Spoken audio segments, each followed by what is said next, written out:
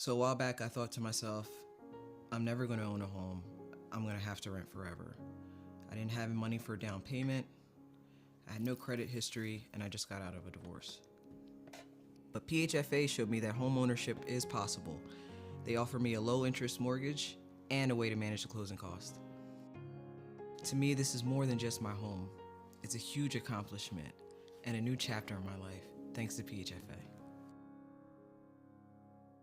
The Jet Giambavo family of dealerships. 9 great franchises in 5 locations. Buick GMC, Hyundai, Genesis of York, Stettler Dodge Chrysler Jeep Ram, Giambavo Hyundai of Hanover, and our newest dealership, Jack Giambavo Mazda. The Giambavo family of dealerships. Over 30 million in new and pre-owned inventory. With a reputation for quality service after the sale, Giambavo is proud to serve your community. Find out why. The Jack Giambavo family of dealerships. 5 great locations. Online at Giambavo.com. We wake up with the sun. We live in a place we're proud to call home. For us, it's knowing that those we help are neighbors, friends, family. As the leader in providing the best orthopedic care for our community, we come together to do our part. Lock it up at Hoffman Ford. Only Hoffman Ford offers 2 years maintenance included with any new 2023 Ford car, truck, or SUV order. Plus, lock in Ford's lowest APR rate today. Get 2 years maintenance included exclusively at Hoffman Ford. Why would you order from anywhere else?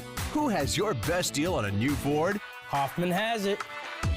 Hoffman Ford, just what you're looking for. Hoffman has it.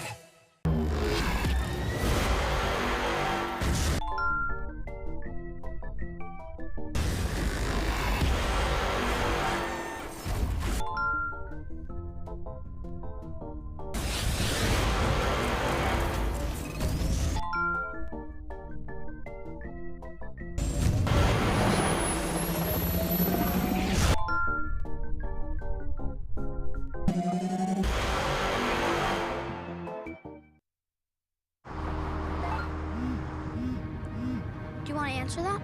Nah, I'd never with a kid in the car. It's okay. I'm not here.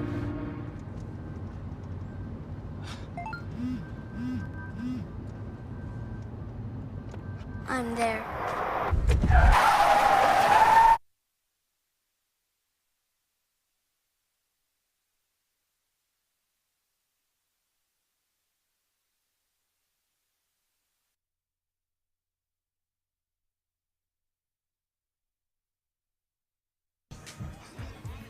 Hey, what's better on a Friday night here on Fox than the smell of chocolate in the air, 60-degree weather, and we're late into October, and we're ready to play a backyard brawl-type football game. It doesn't get any better than this. Throw in homecoming and senior night, and you've got Hershey and Lower Dauphin here tonight in our High School Sports Live TV Game of the Week. This is our pregame show here on High School Sports Live TV, and we've got a lot going on here tonight.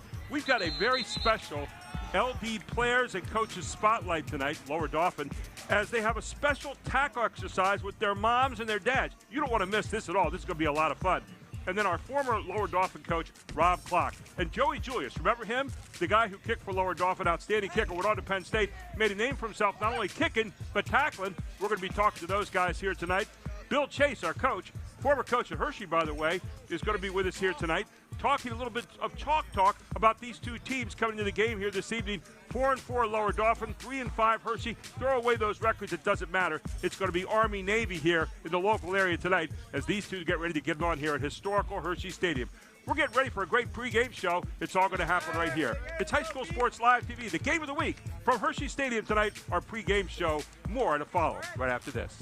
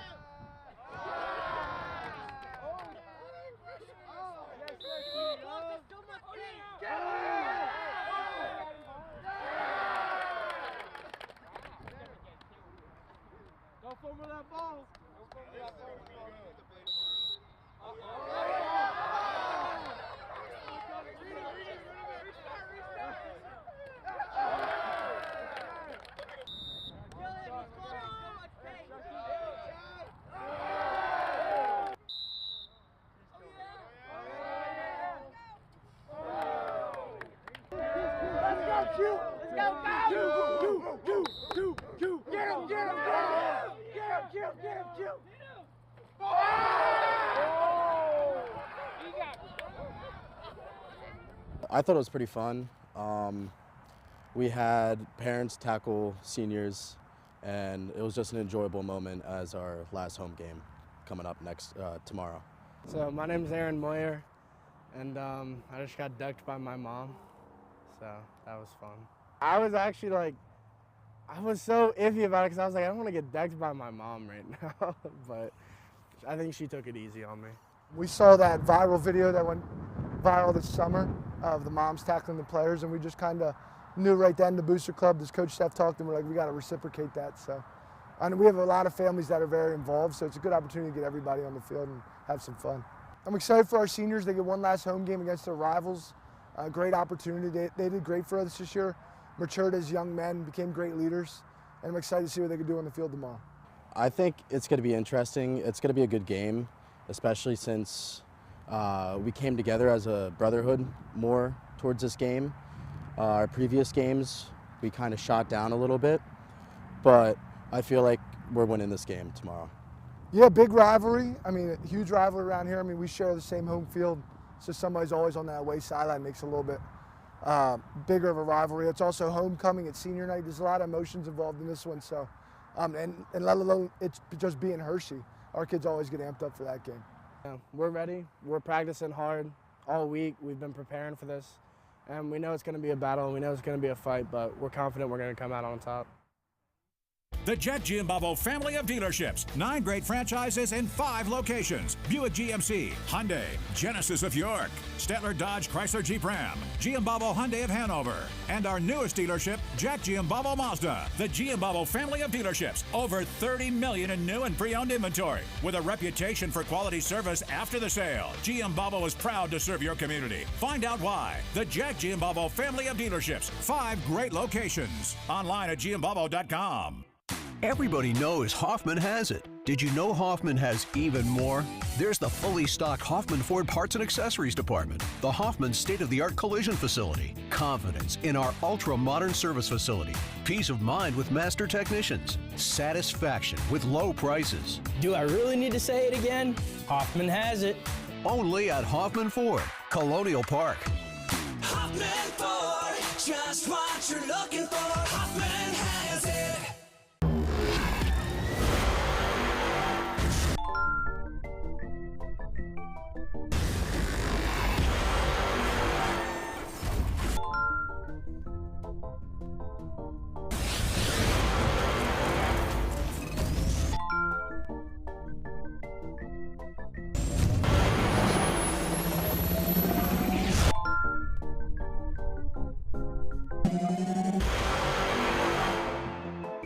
Groff Tractor is your full-line equipment dealer representing Case Construction and many other leading brands, serving the total sales, rentals, parts, and service needs of its customer. Students, begin your professional journey in a high-demand field with Groff Tractor. Contact us today to discover the power of our technician internship programs. Groff Tractor also offers scheduled maintenance along with 24/7 emergency service. Groff Tractor is your #1 source for everything under construction.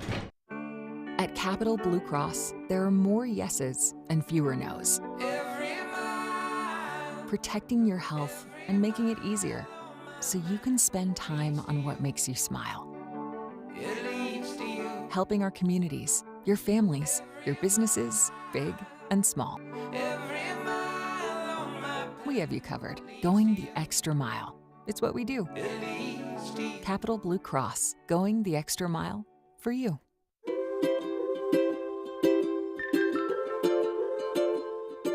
All across Pennsylvania, families are living their lives in their own homes. Not long ago, none of these families believed it possible. And then they discovered there was someone who could help. What was once only a dream is now a reality. Welcome home.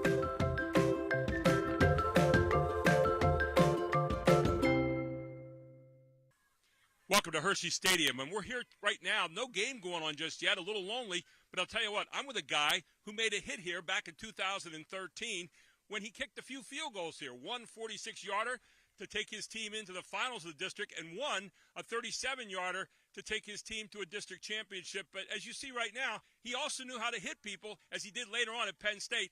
We're talking right now about a kicker who made a hit right here at Hershey Stadium. I'm Gary Sutton. Good evening, and we get you ready here for the game tonight between Lower Dauphin and Elizabethtown. It's all brought to you by the Pennsylvania Housing Finance Agency, and I'm with Joey Julius, a guy who we just saw a few moments ago not only could kick, but like to hit people as well and tackle. You were unusual for the time, my friend. Well, I tried to be different. Thank you for having me, Gary. It's great seeing you. Great to have you, Joey, and we've seen each other on the golf course a few times, but I used to enjoy the fact that when you kicked off, that was just the start of the fun. You get on downfield there for Penn State and knock a few people down along the way, something no one else in the country did. Well, I tried to be different. I'm going to save you from that lantern fly quick. Those are a mess. But, yeah, I mean, I tried to play the game a little different. I'm from central Pennsylvania, so we're pretty tough kids out here. So why not try to be different? Talk about this stadium and what it means to you. Standing here right here, you kicked a few field goals here that were memorable for you and kind of got you on the radar screen there for Penn State. Tell us about that. I mean, I was pretty lucky. Obviously, I got to play in Beaver Stadium, but I grew up playing in Hershey Stadium. I mean, this is where the state championships were, the Big 33. Grew up going to all those games. So I was used to the big game, and that all came from, playing in big games. District championship, I mean, we had this place filled. This place was rocking. So, I've been to some state championship games that were like that too. So I think we were always kind of used to the big game. It's a historic stadium, obviously.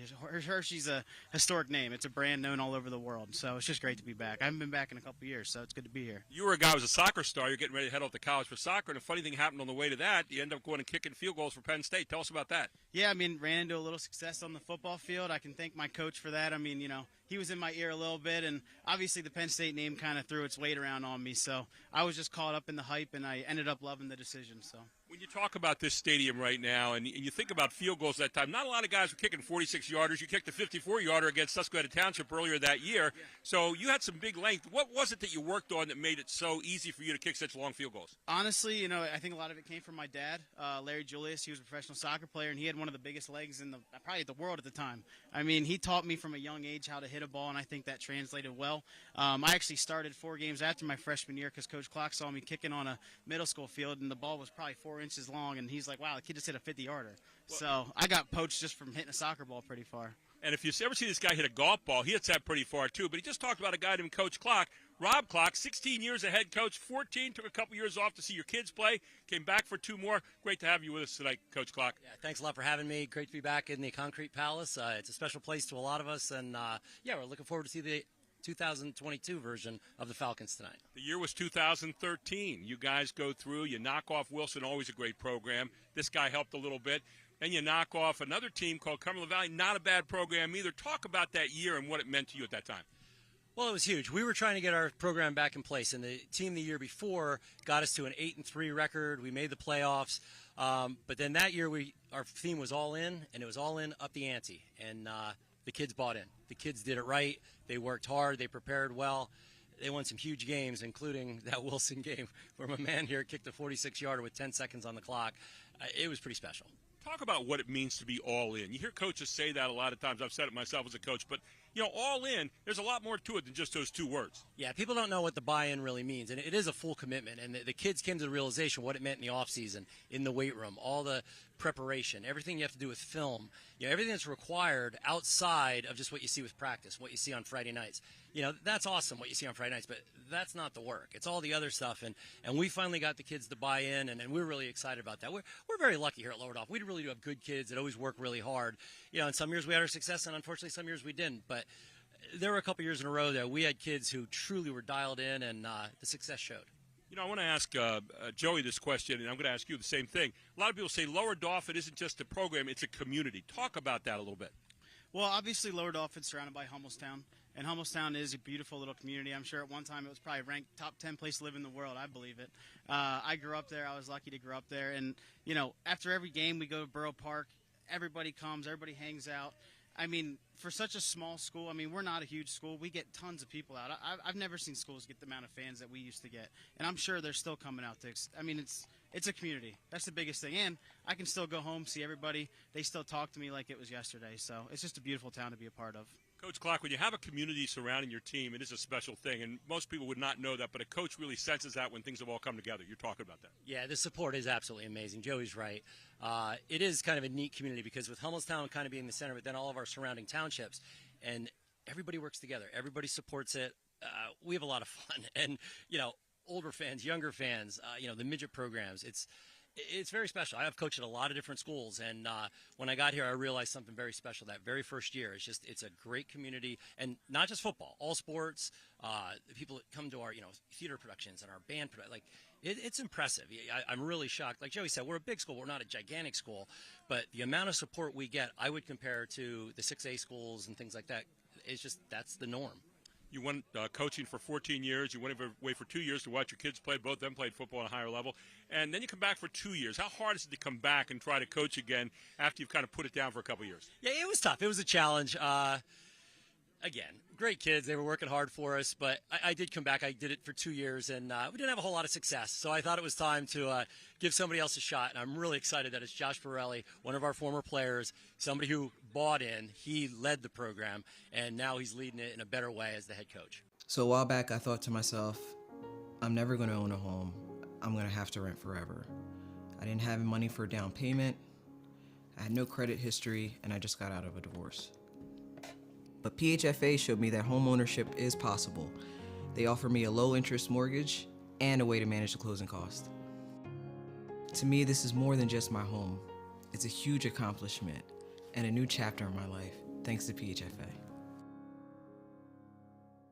The Jet Giambavo family of dealerships. 9 great franchises in 5 locations. Buick GMC, Hyundai, Genesis of York, Stettler Dodge Chrysler Jeep Ram, Giambavo Hyundai of Hanover, and our newest dealership, Jack Giambavo Mazda. The Giambavo family of dealerships. Over 30 million in new and pre-owned inventory. With a reputation for quality service after the sale, Giambavo is proud to serve your community. Find out why. The Jack Giambavo family of dealerships. 5 great locations. Online at Giambavo.com.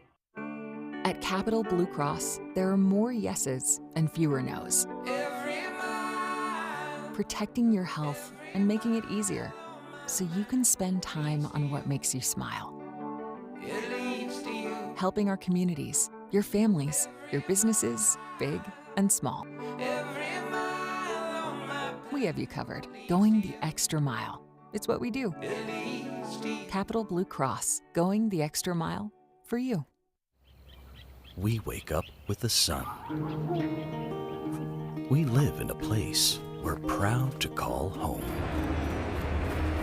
For us, it's knowing that those we help are neighbors, friends, family.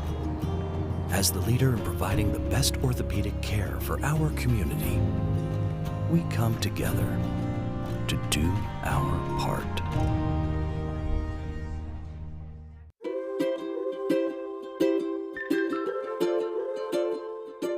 All across Pennsylvania, families are living their lives in their own homes. Not long ago, none of these families believed it possible. And then they discovered there was someone who could help. What was once only a dream is now a reality. Welcome home.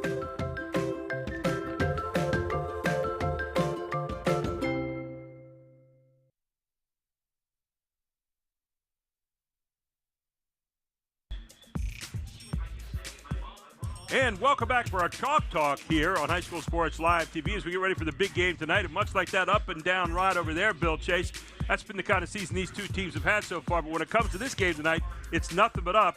Both teams in a backyard brawl. Hershey 3-5 coming in here tonight. Lower Dauphin 4-4. Hershey 3-2 in the league.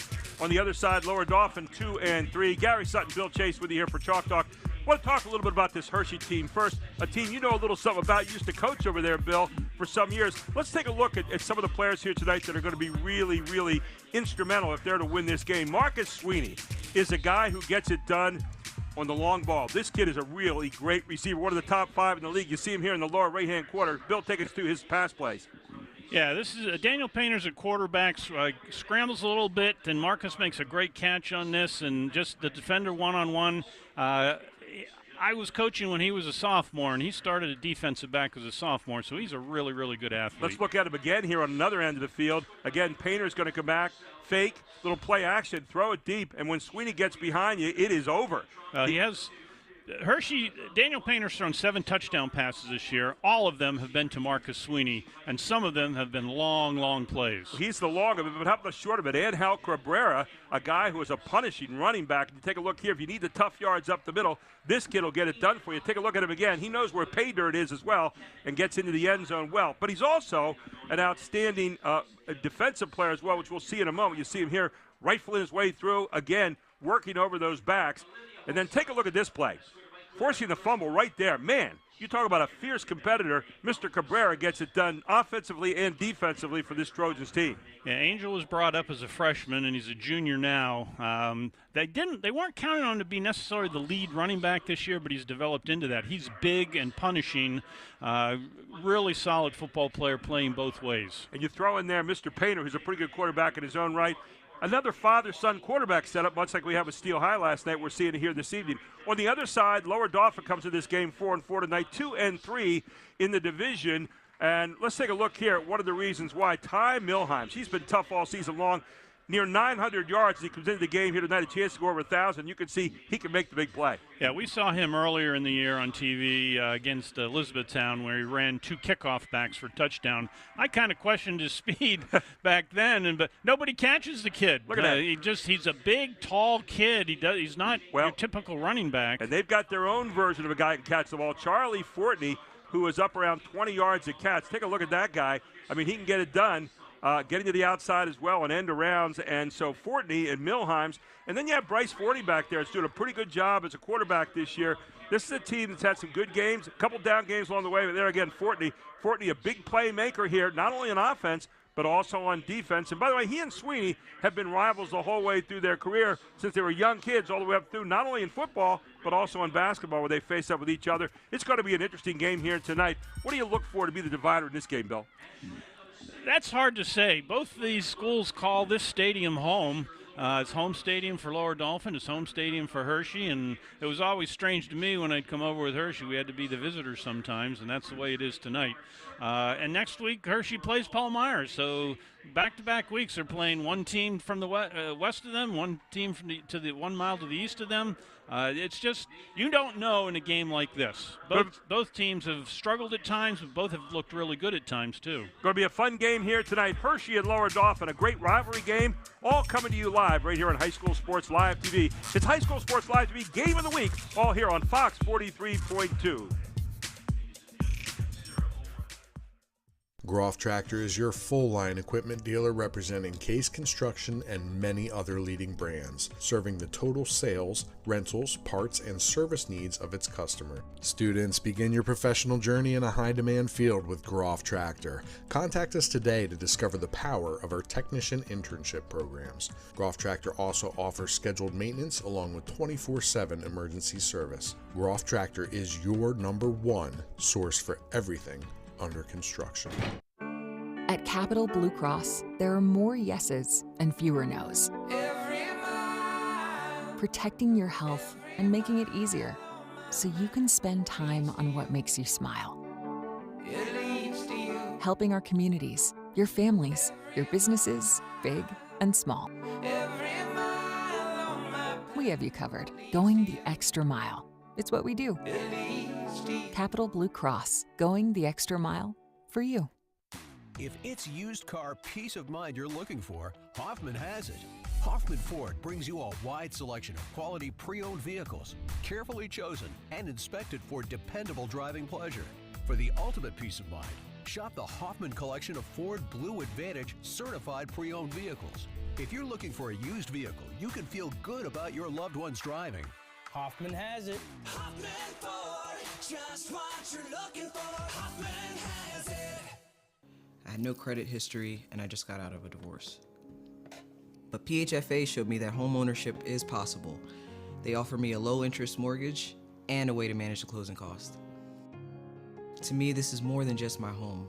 It's a huge accomplishment and a new chapter in my life, thanks to PHFA. The Jet Giambavo family of dealerships. 9 great franchises in 5 locations. Buick GMC, Hyundai, Genesis of York, Stettler Dodge Chrysler Jeep Ram, Giambavo Hyundai of Hanover, and our newest dealership, Jack Giambavo Mazda. The Giambavo family of dealerships. Over 30 million in new and pre-owned inventory. With a reputation for quality service after the sale, Giambavo is proud to serve your community. Find out why. The Jack Giambavo family of dealerships. 5 great locations. Online at giambavo.com.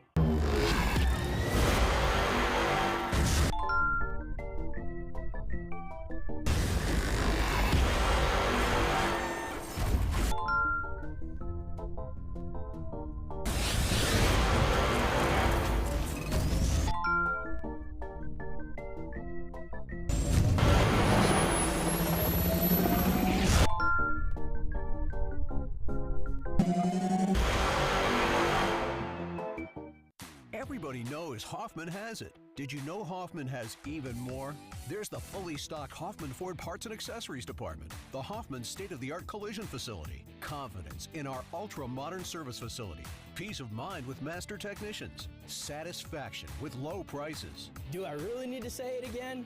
Hoffman has it. Only at Hoffman Ford, Colonial Park. Hoffman Ford, just what you're looking for. Hoffman has it.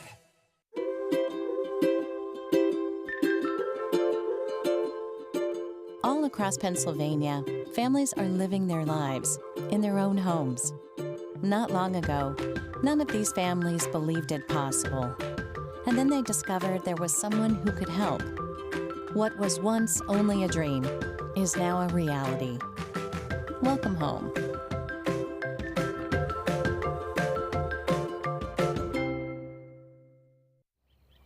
We wake up with the sun. We live in a place we're proud to call home.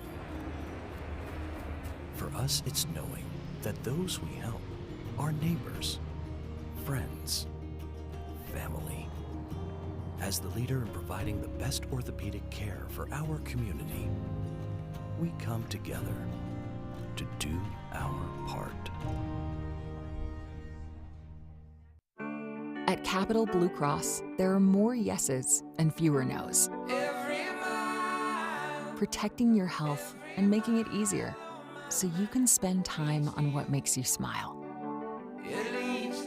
Helping our communities, your families, your businesses, big and small. We have you covered, going the extra mile. It's what we do. Capital Blue Cross, going the extra mile for you.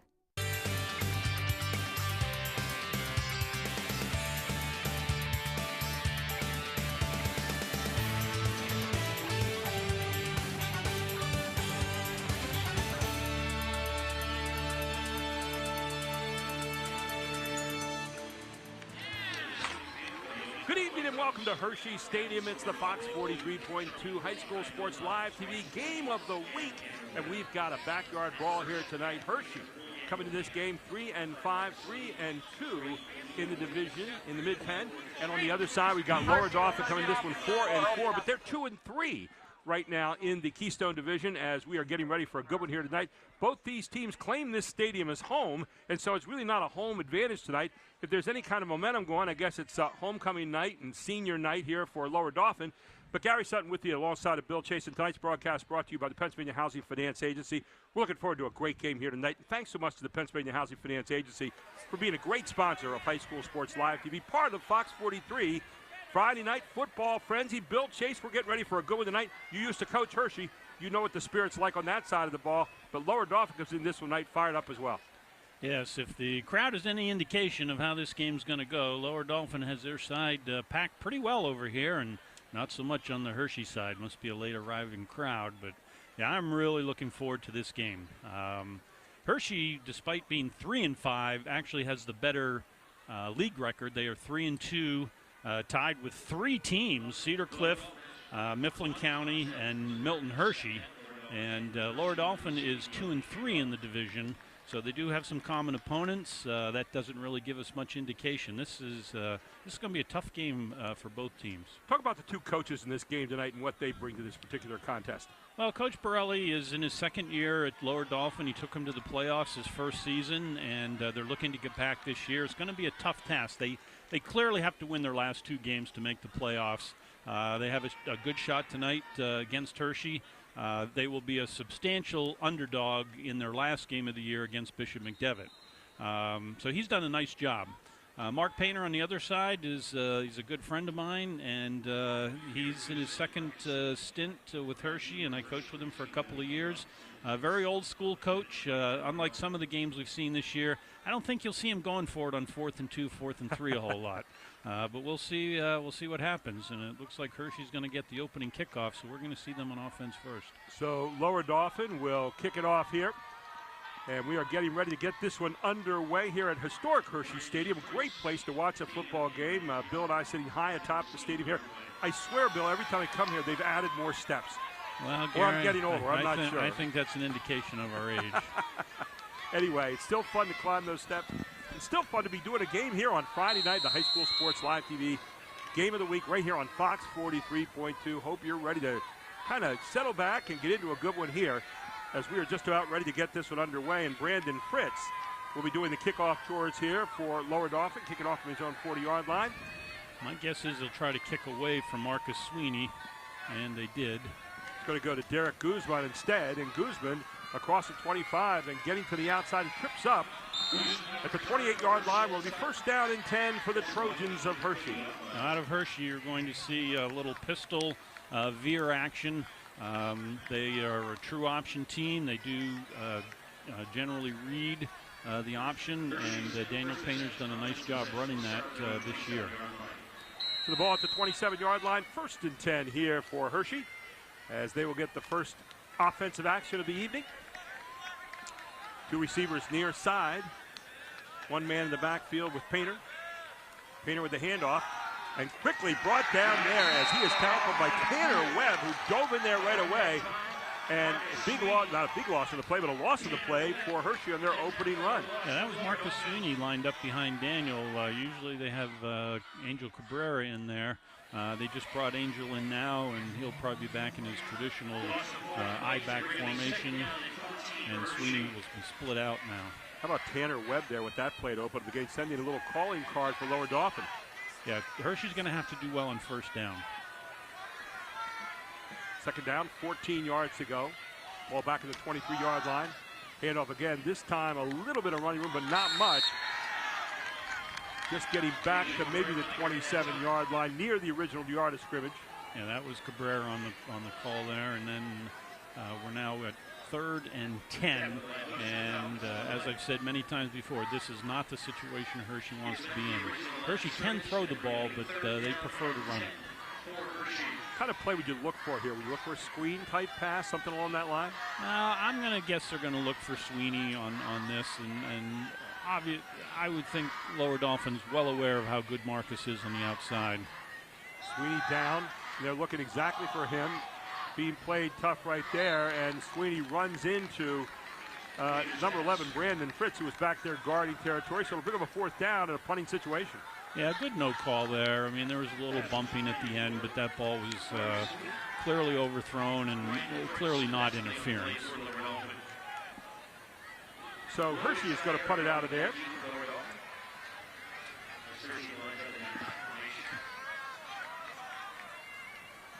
So 3 and out, not the way Coach Painter's gang wanted to start here. Left-footed punt rather, kicking it down to the 40, taken right there. And quickly running it back upfield is Logan Chiara for Lower Dauphin, and a flag down. That was a nice job by Logan. He fielded it on the first hop, which you generally don't encourage as a coach, but it bounced right to him. There's your block in the back, which we see so often on returns. Why do we see that so often, Bill? You're a coach. Why so many blocks in the back? I have no answer for that. I've seen sometimes on replays where you wonder if it's really a block in the back or from the side. I'm not sure. Yeah. I mean, we clearly don't coach that. Right. But it just seems to be like a regular call. I mean, you could like you call it anytime you want to. Yeah, and it doesn't matter what level you're talking about. You see it more in the pros than you do in high school. It's ruining the game. I say take that penalty out. There you go. All right, so Lower Dauphin sets up here. You're going to see a lot of Ty Milheims tonight, we would think. Very quickly, right away, Ty Milheims with direct snap on the Wildcat. We saw a lot of this last night from Trinity. Yeah, we saw this from Trinity last night where just a single or double back, a direct snap to double tight ends. Whole first half they did it, the whole half. Yeah, now it looks like they're going to go back to their normal sets with Bryce Forney at quarterback. Pull out to the 41-yard line. It'll be second down. Looks like about 7 yards to go. Forney calling out signals. Milheim's back to his right here. A little confusion there in the backfield for the moment. Little pass right there. Kind of a bubble screen pass, but going nowhere in a hurry. Might have gotten a yard on the play, but play that never really got started as they threw it to Brandon Fritz coming across the middle on that little bubble screen. Yeah, and one of the keys to the game tonight is going to be how the quarterbacks play on each side. Both have 7 touchdown passes, but both have almost equal number of interceptions to touchdown passes. Who can avoid the bad mistake? Who can have the big game tonight will be key. Twin receivers on the far side. Remember, Charlie Fortney, a guy they look for often. Where's number 2? There's a pitch back to Milheims. Milheims around the right side. Milheims out near the 45-yard line, but not near enough for the first down. Well, there was a fumble. I don't know if they're going to blow that dead. If they do, it is short. If not, then they have the first down. Looks like the official's standing there on the line short, so it's going to be a 4th down, and you'd almost have to think that maybe they'd kick it out of here right now. Well, they're lining up like they're going to go for it, and it could be one of those situations where they're going to try to draw you offside. Right. Well, you hate to give Hershey field position here early in the game. Forney says we'll call a little inflection of the voice here. They do put a man in the motion right here. Yeah, they are not going to snap the ball. Nope. Charlie Fortney over here gets set now. Forney stays, and then finally we're going to get a timeout in the field. We'll take one as well. 8:19 to go here in the first quarter at Hershey Stadium. No score in this one. This is the High School Sports Live TV Game of the Week, all here on Fox 43.2. Do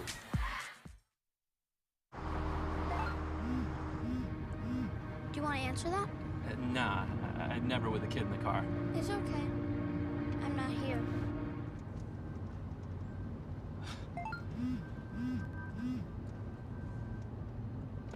I'm there.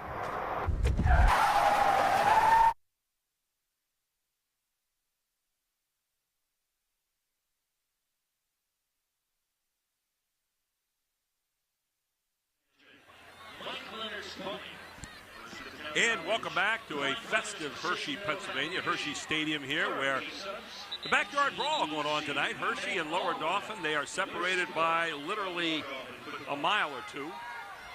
And so it's going to be 4th down here now. Both defenses have stopped the other here in the first offensive series. Hershey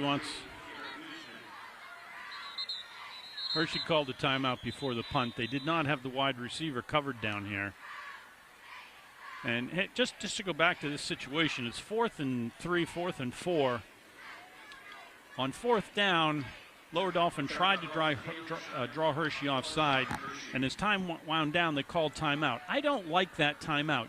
If you're going to punt, I'd rather save the timeout and take the 5-yard penalty. Now they're down to 2 timeouts, and it's still early in the first quarter. So I would have just taken the 5-yard penalty if I had made my mind up to punt already. And then just kick it out of there. And then just kick 5 it out. more yards. Yeah. The timeout right now is more valuable than the 5 yards. And that can lurk a kind of murky later on down the line, so we'll see what happens here. But festive place here tonight. We got the Halloween park open here and all kinds of rides going on. People jammed in around here tonight for all kinds of things. I don't know if hockey's playing tonight too, but it's a busy night here in Hershey, Pennsylvania.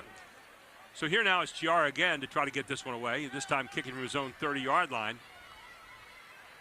So because of an alignment mistake by Hershey, they had to burn a timeout also. So both teams are down to 2 timeouts.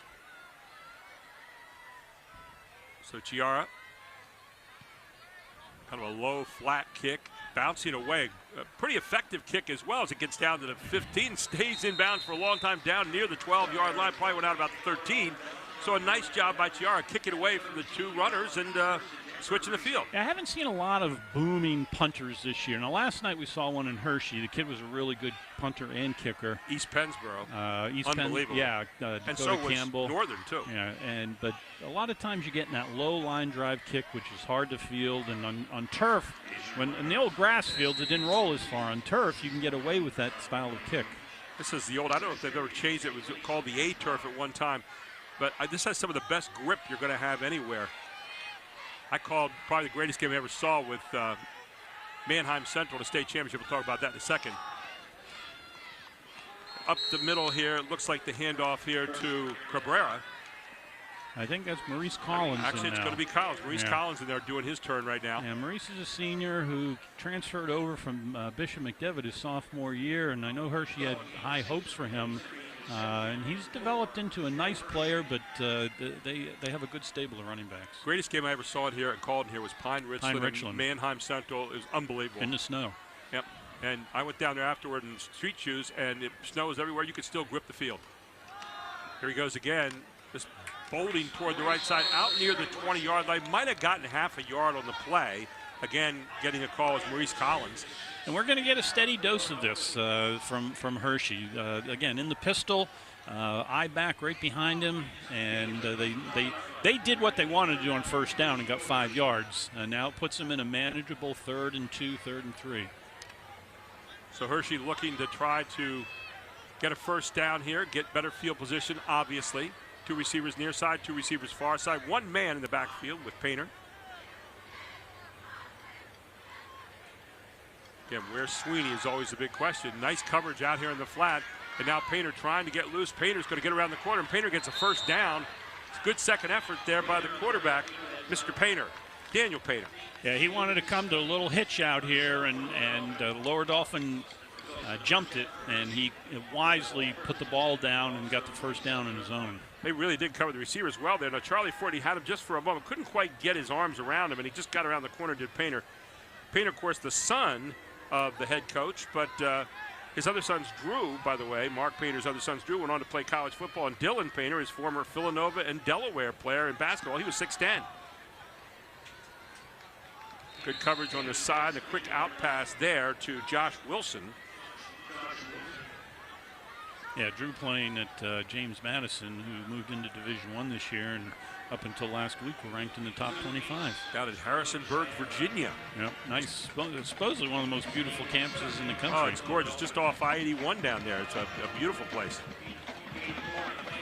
So good coverage there by the Lower Dauphin defense. Brings up 2nd down and 6.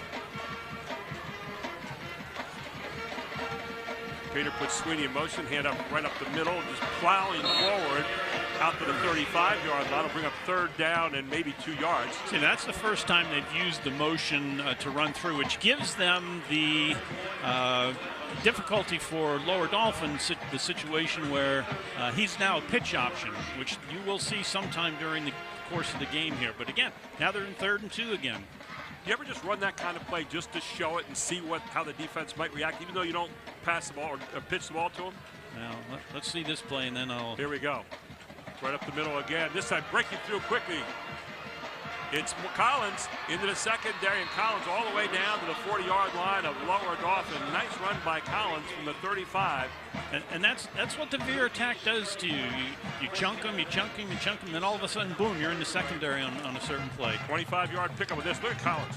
Just getting in, using his blockers pretty well. Sweeney out there trying to push ahead on the block. And Maurice is a solid kid. He's going to be hard to bring down. 23-yard pickup on the play. 1st down as Hershey on the move now.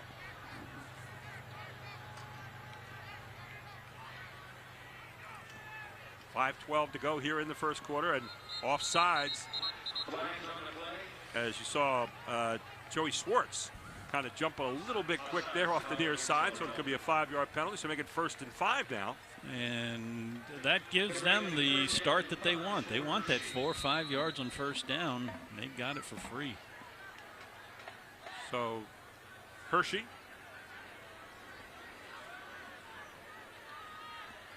5:12 to go here in the first quarter.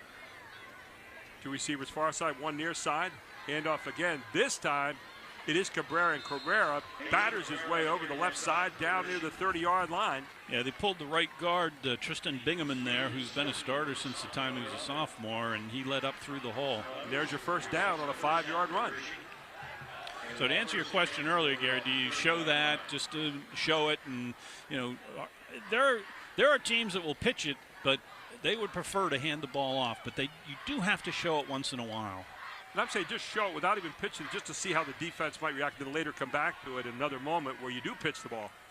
Here again, Cabrera dancing his way through the middle, down near the 25-yard line. But Cabrera does a nice job of kind of picking his way through, doesn't he? Yeah, he's a big kid. He's 220, and like I said, they brought him up as a freshman 2 years ago. He's in his junior season now, and he's developed into a really, really solid football player. We got a timeout on the field. We'll take one as well. 4:27 to go here in the first quarter. We're going to keep it right here as they come back out. Just a momentary timeout there by the official. So it'll be second down and 5 yards to go down the 25-yard line for Hershey, who's in rhythm here in the moment offensively.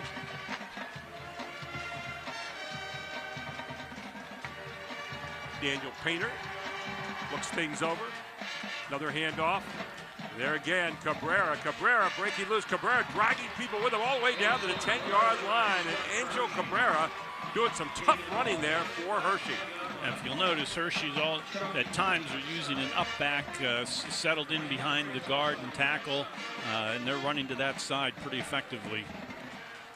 You look at Cabrera, man, just watch the pile move, and he's in front of it.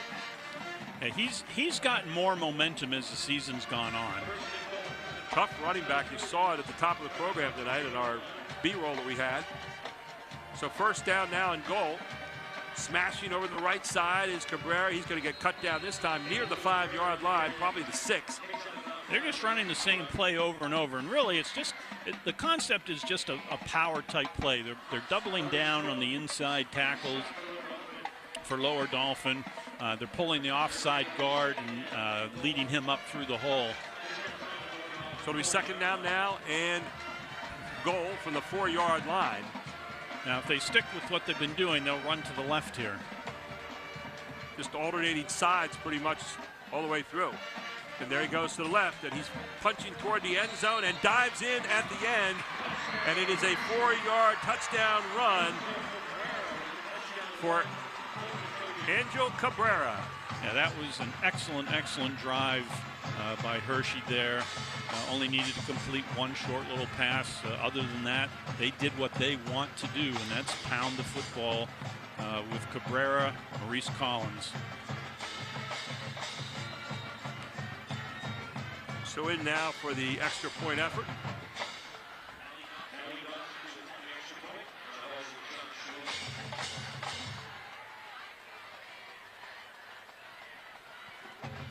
Snap is down, kick is up, kick is good. And with 3:11 to go here in the first quarter, Hershey, the Trojans, up by 7-0. All here on High School Sports Live TV on Fox 43.2. Back after this. The Jet Giambavo family of dealerships. 9 great franchises in 5 locations. Buick GMC, Hyundai, Genesis of York, Stettler Dodge Chrysler Jeep Ram, Giambavo Hyundai of Hanover, and our newest dealership, Jack Giambavo Mazda. The Giambavo family of dealerships. Over 30 million in new and pre-owned inventory. With a reputation for quality service after the sale, Giambavo is proud to serve your community. Find out why. The Jack Giambavo family of dealerships. 5 great locations. Online at Giambavo.com.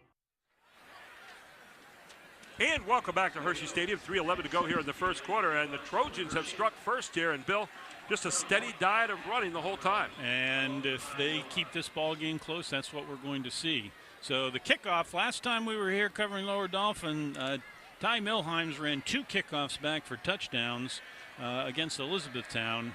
We'll see how Hershey handles this. 4 first downs on that drive for Hershey. Kicking away from Milheims. And Charlie Fortney has it. Charlie Fortney is loose. Man, good run back by Fortney. He's all the way out to the 47-yard line where it'll be first and 10.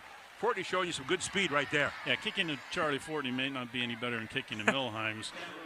Charlie Fortney was injured in the game and did not play against Elizabethtown, so we didn't get to see him in that week's game.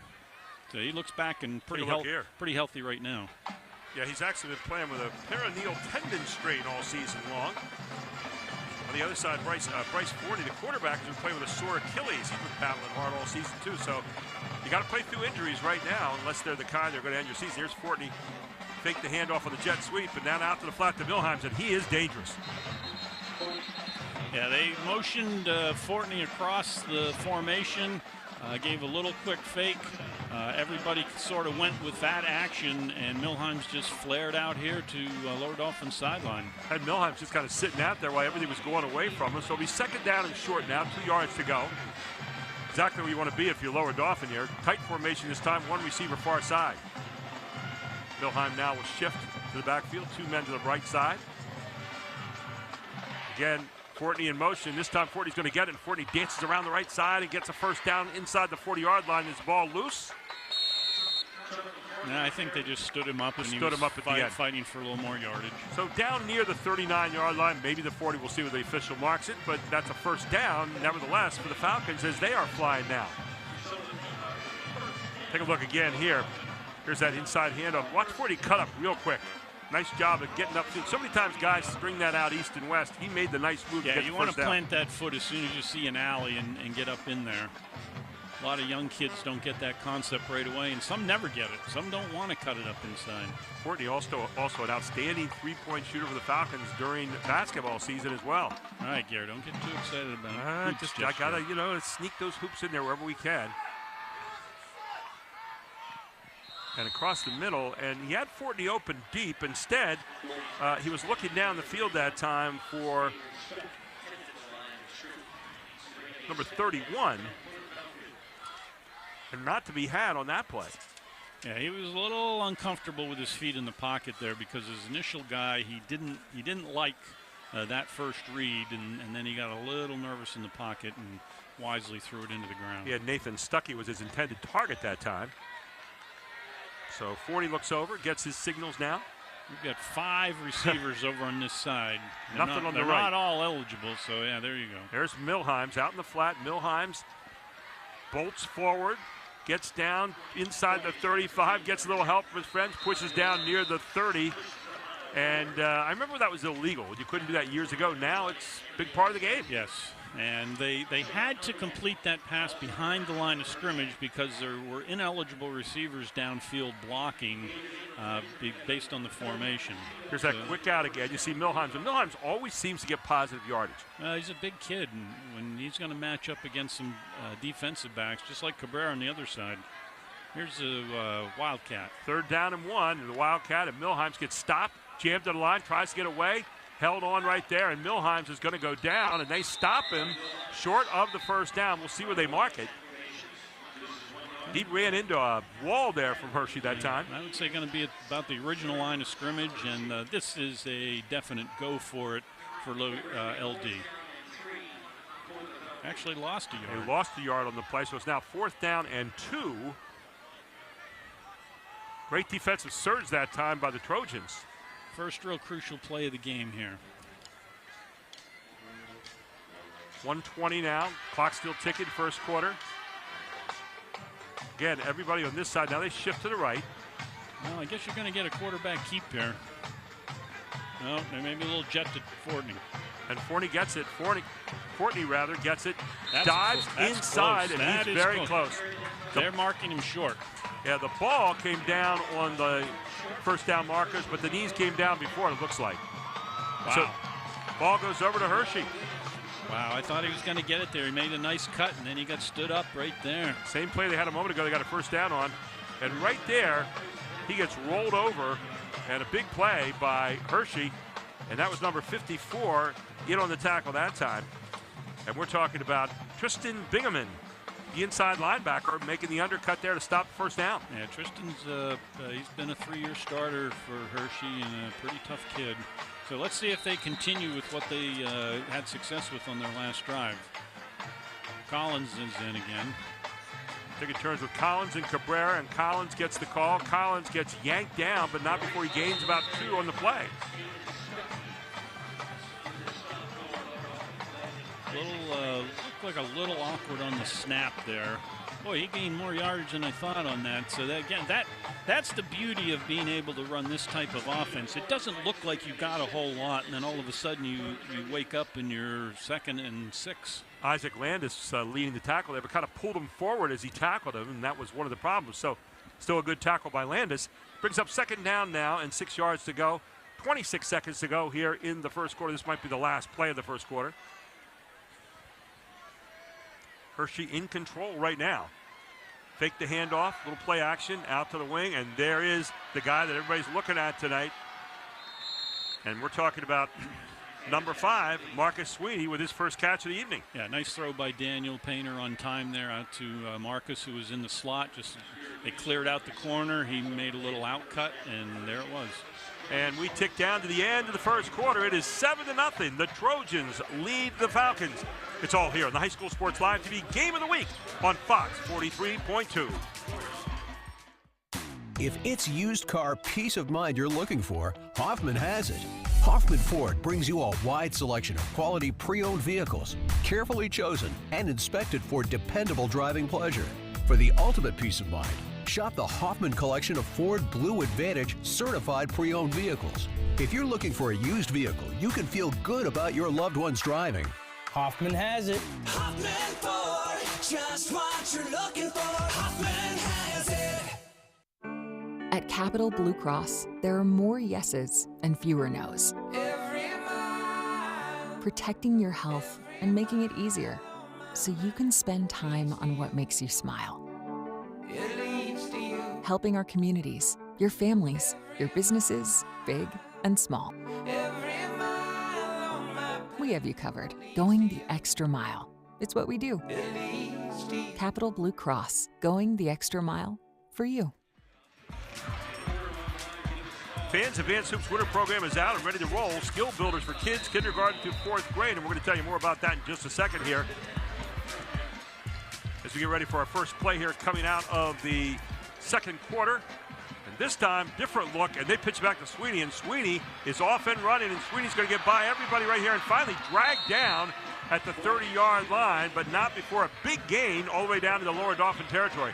There's your pitch, Gary. You want to get it in Sweeney's hands if you're going to pitch it, because once he's in the open field, he's a class athlete, one of the better athletes in the mid-pen. They fake the dive, the pitch out then, and there goes Sweeney getting around the corner. And he looks like he's going for a touchdown. At the very last second, he is brought down there by Lower Dauphin.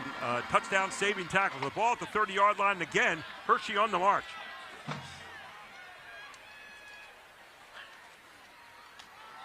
There's Cabrera. Is that Cabrera or is that the other guy? That's Collins. Maurice Collins over the left side. And again, rolling for big yardage. Another first down, as they are really beating up right now that defensive line for Lower Dauphin. As I said before, I know Coach Painter pretty well, and he is loving this.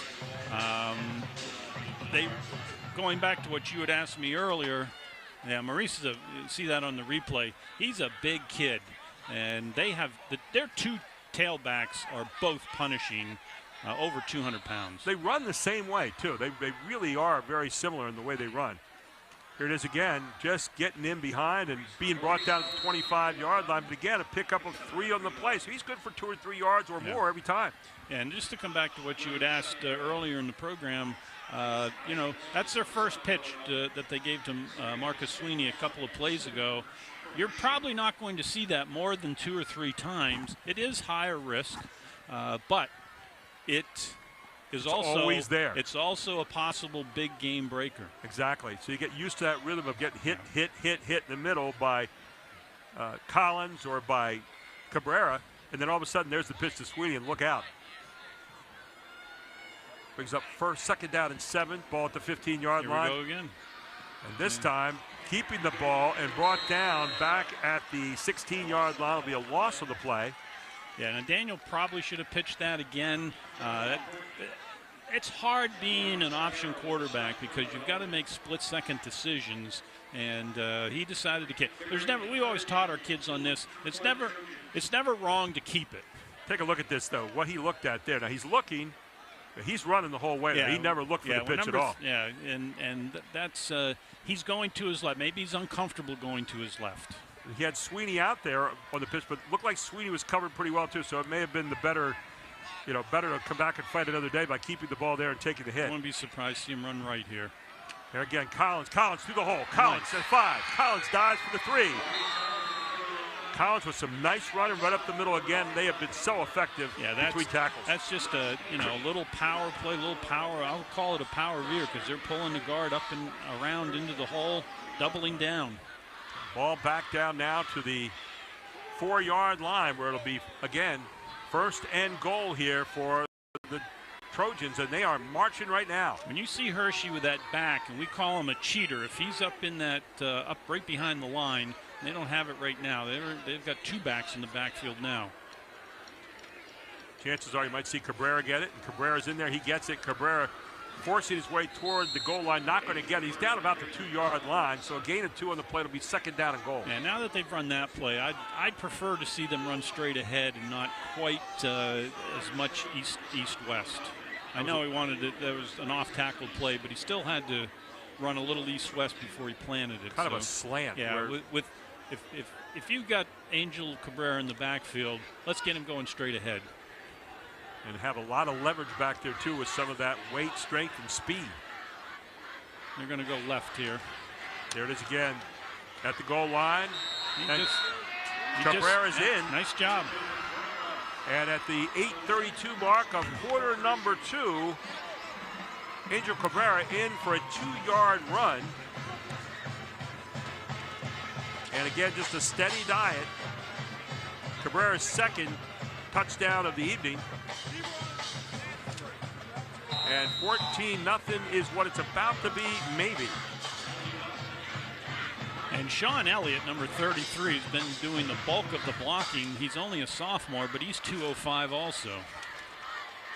Snap down, kick up, kick is good. Okay. Flat, but through.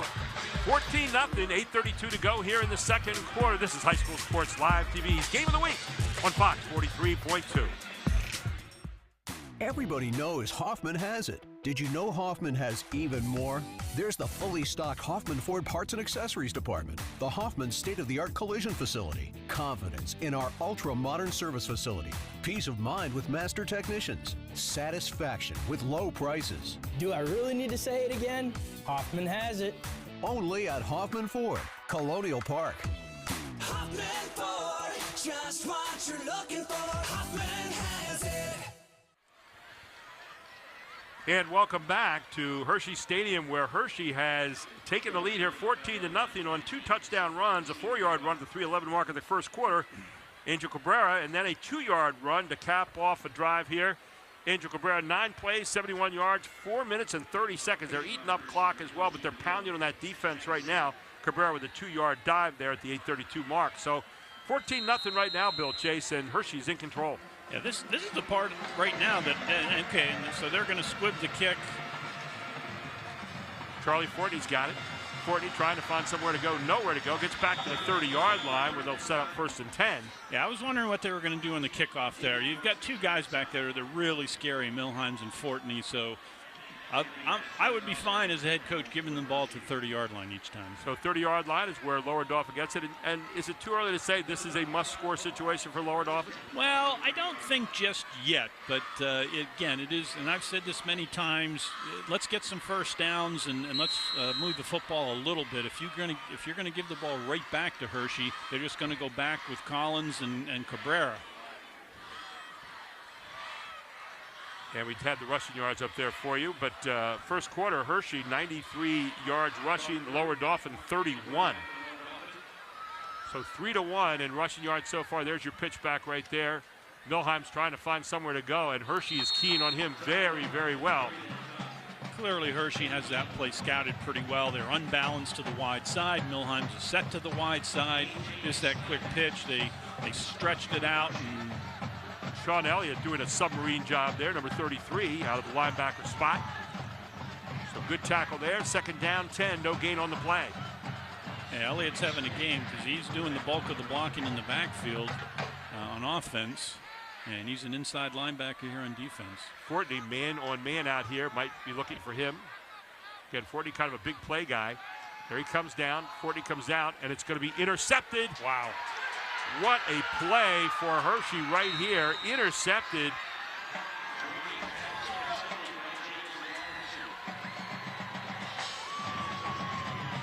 And taken there by number 31. And his number has changed for us right here. So we'll see if we can track that down for you. But what a pickoff out there on the wing. That was a great interception. He broke on the ball, fought for the ball just like you work on it in practice. Now, I would say this is step-up time for Lower Dauphin's defense. And I wouldn't. A lot of times a team will go over the top right away here and try to score. I don't want to see that. That's not who Hershey is. They are putting Marcus out wide right. And they're looking right away to go for it. Throwing down, they're going to get another interception down here, this time for Lower Dauphin, of what you just talked about here. Came through as it was picked off by Brandon Fritz, who was back there. So a pickoff by Fritz, and turnabout is fair play. Yeah, I understand the call. I don't necessarily like the call because you are running the ball with great success at 4 and 5 yards a pop. And I can tell you right now, Mark's lost a little hair over the years. He just lost a little more right now. And he's saying, why did we do that? We just left what we were doing that was working really well and threw it up in the air. Chance to go up 3 scores, and you give it right back to him. Intended target was Abadella there, and just not to be. Because, believe me, if you go in and score there, Lower Dauphin is really down emotionally. So now they get a chance to try to get up, but just nowhere to go so far. The Hershey defense has stacked that middle up pretty well. Yeah, I don't think that Lower Dauphin wants to give up on the pass right now. Despite the interception, the secondary for Hershey has not been strong this year. But you're not in a passing place right now, and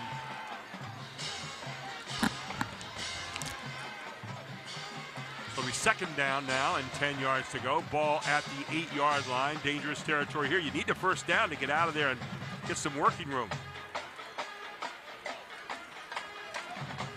Hand off again, and tough running up there, and again, maybe a yard. Yeah, Hershey's front 4 is really controlling the line of scrimmage, and Ty Milheims, who averages 9 yards per carry, is not being able to get untracked early in the game here. Yeah, there's really no room for him to go so far. So big third and 9 here. Tried to hit Fortney last time in a little timing route down and out.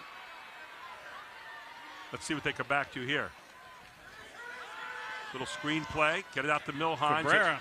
And again, it's Cabrera coming up, and Cabrera on both sides of the ball tonight is a monster. Boy, he read that very, very nicely. Little screen pass, which you don't usually see down inside the 10, but I did like the call. Well, it's Halloween in the park here tonight. Maybe Cabrera ought to be over there. He'd be scaring some people over there right now, right?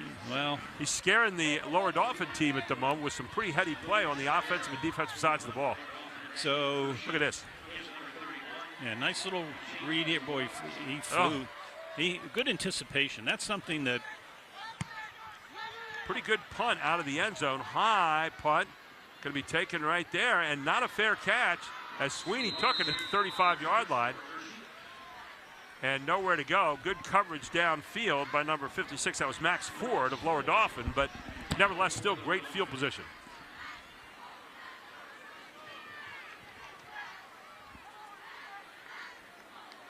So it'll be first down and 10 now at the 36-yard line. 5:35 to go to the half. Don't forget, at halftime, we've got our Jack Giambavo halftime report, the Capital Blue Cross and AT&T halftime stats, and the Capital Region first half highlights as well. So lots coming up. And we're also going to have a little chance to talk to you about the district playoffs. Lots of things there as well. As here, Hershey goes back to banging on the right side. This time, Lower Dauphin equal to the task right at the line of scrimmage. Okay, I went over and checked with the Hershey coaches who were up here with us, and number 31 is Cam Sweeney, who is Marcus's younger brother, and I believe only a 9th grader. How about that? So Cam Sweeney with that pickoff earlier, and we apologize, but on the roster that we have, Cam Sweeney did not make it. But he now has. So it'll be second down now and 10 yards to go. Ball still at the 35-yard line here for Hershey. Painter looking. Oh, what a catch. Is that a one-handed catch right now? Wow. What a catch downfield as McGill Zagasita with the catch. What a catch. That was a nice throw by Daniel Painter and a better catch. This could be our play of the game right here. Take a look. I think this might be a one-handed catch here. McGill, take a look. Goes up, one hand, gets it, over to two hands. What a catch. Unbelievable. McGill Zagasita with a big catch and another first down, this time through the air for Hershey. Hershey is everything going right for them right now. First down and goal at the 6-yard line. Pounding. Going to be down around the 4, maybe the 3. A little off tackle power. So this looks like their series they go to down inside the 8-9 yard line.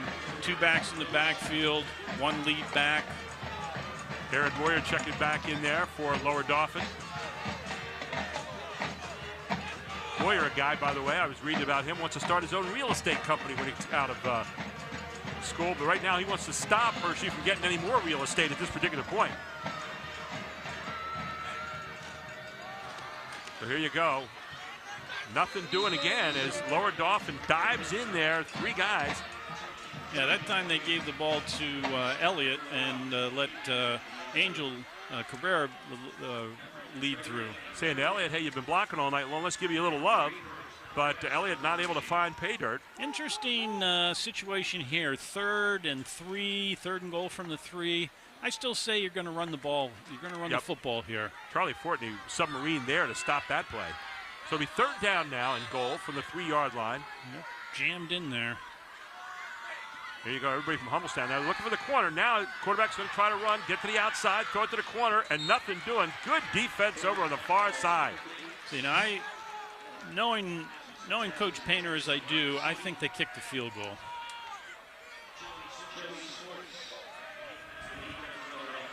So good defense in the far. Take a look at this. He looks. Now he dances. He's going to try to get the outside. Nowhere to go. Chased out. And a wonderful play over there. This will be big. This will put them up 3 scores if they can convert on the field goal here. Nothing more than an extra point.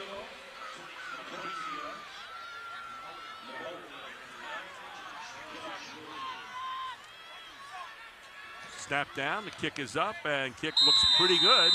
And it is, and 3 points on the board. That's a big 3 points because now Lower Dauphin has to score 3 times. So an 18-yard field goal. We'll take a break. We'll come right back. 17-0. Hershey leads it. This is the High School Sports Live TV Game of the Week on Fox 43.2.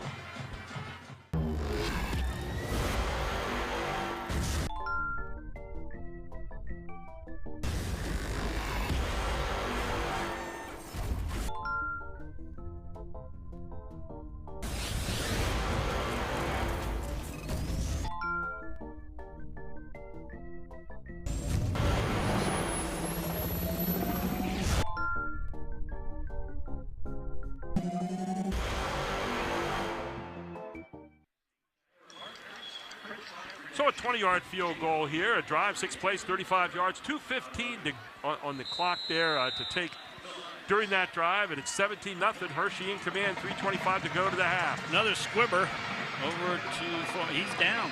And Courtney goes down on one knee to try to pick it up at the 24-yard line. So strategy paying off here for Coach Painter and the Trojans. Yeah, 3:22 in the half. You want, if you're Lower Dauphin, I think a score is really, really crucial here because you will get the ball coming out at halftime. Lower Dauphin with a tough one last week against Milton Hershey, and Milton Hershey handled them in that game. I think they had something like 3 touchdowns called back, and there were 5 turnovers. They had one of those tough weeks that you don't. The score was a little bit of a surprise because Hershey did beat Milton Hershey earlier in the Cocoa Bowl game. Downfield it comes, and there's Fortney. Beautiful pass downfield, but it's going to be incomplete. Pretty good looking pass there. Yeah, he had Cam Sweeney was beat on that one. So, as I said, secondary has been a little bit of a problem for Hershey this year. You can see Forney comes up a little bit of a hobble there, but he'll go back out to the outside. Now you see Forney passing it. And probably right on the numbers there. Pretty good pass from Forney. So here's the shift. It's going to be second down and 10. Ball at the 24-yard line for the Falcons, trying to get something going. It's been a tough first half here so far, and it continues. Fumble. The ball's loose. And it's Hershey on it again. Tristan Bingaman. There you go. Fumble here at the 3:11 mark, and Hershey's going to set up shop again. Wow. Completely unexpected in the whole second quarter, end of the first quarter, this whole second quarter, Hershey just dominating through mistakes by Lower Dauphin and just good play on their offensive line and pounding the football. And their defense as well. I mean, their defense really has jammed up that front line. Yeah, that's a very, very good point, Gary. Their defense has been stellar tonight. So here's Hershey again, and man, a touchdown or a score sometime will go a long way here as the handoff goes again to Collins, who just rams his way over that right side. You know, plenty of time here. They can do what they want. Coming up at halftime, our Jack Giambalvo halftime report. We'll have all kinds of information for you, including how people are stacking up for districts right now, and that's becoming something that we're thinking about, and Bill's been all over that. He'll give you a lot of insights as to what's going on with that at the half. So we second down now and 7. Yeah, they're back in their cheater formation where that 33 Elliott is cheated up. And there they put Sweeney in motion. This time it's a fumble and a lost fumble on the play, and it looks like Lower Dauphin right on top of it. And Johnny on the spot in this case was Joey on the spot. Joey Schwartz with the fumble recovery. Yeah, and there's the veer action for you right there where the quarterback puts it into the chest of the running back and he rides him. This running back's supposed to take a soft squeeze on it. Looked like Daniel Painter wanted to pull that football, and the running back wanted to hold on to it a little too long, and it ends up on the ground. 2 turnovers each for both teams so far. So we get it back again to Lower Dauphin, and hope springs eternal at 2:29. They want to just get something going here, get a little momentum before the half. In motion goes Milheims. That's something new for him. There's Milheims, was open. Then they try to get Fortney across the middle. Milheims was actually open out in the flat, and they wanted to try to hit him there. Yeah. Yeah, that fumble is very fortunate for Lower Dauphin at this stage of the game because it keeps them in it. Had Hershey gone in and scored, gone up 24-0, that's a tall task. Yeah, the bus was leaving town on that one. So it'll be second down now and 10. Hershey, Lower Dauphin just has not been able to get anything going rhythm-wise here so far in this one. And a lot of credit to the front seven of Hershey has really stuffed Milheims. They want to get him the ball. Fake it to Milheims. Trying to get open now is Forney. Forney race to the outside. Forney trying to get around the corner. Forney's going to get out near the 30-yard line. Forney with some nice dancing there. Going to put him in about a 3rd and 4 situation. Got about 6 on the play. So 3rd down and 4 as Forney gets a little bit of running room there.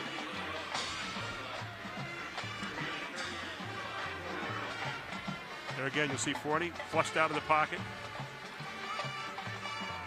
So we're stacking a trips formation down here on the lower side of your screen. Big number 89, Isaiah Danner, getting him out of that pocket. A lot of times you go up in the top. Here's Milheims in motion again. Take a look. And here goes Forney again.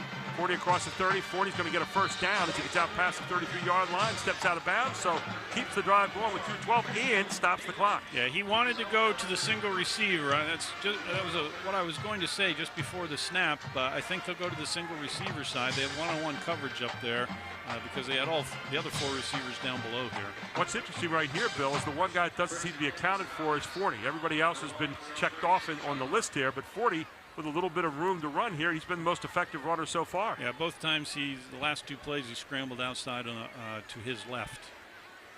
So let's take a look at what they have going on here. You have Milheims in the backfield with him, 2 receivers near side, 1 in the slot. Put Milheims in motion again, and here he goes. Finally gets it out to Milheims, who's going to be covered and submarined right there as Hershey had that play smelled out very, very well. And again, the younger of the two Sweeneys. In on that play, Cam Sweeney. Yeah, nice tackle one-on-one. He read it pretty quickly, and freshman comes up on the big running back. So 2nd down and 12 now. Clock ticking, 1:50 to go here, and now under 1:50 in the first half. And not in a big hurry is Lower Dauphin. They still have their 2 timeouts. So 40. Now ticked off 17 seconds. Forney looks out to the flat. Again, covered out there. This time skipping by. It's Fortney. Fortney is going to get a first down and more. Fortney across the 50, out of bounds at about the 47-yard line. So Fortney with a nice catch out there on the wing, and then gets the first down and into Hershey territory with 1:25 to go in the half. Yeah, see, now what I'd like to see the Hershey defender do in that one-on-one situation is not dive at his feet, kind of break down and let the troops rally to come up. But once Charlie Fortney gets around quickly, he's got room to run. It's interesting to watch Fortney take the ball. He had his near arm, quickly got it to his outside arm right away, very smoothly, got around the corner.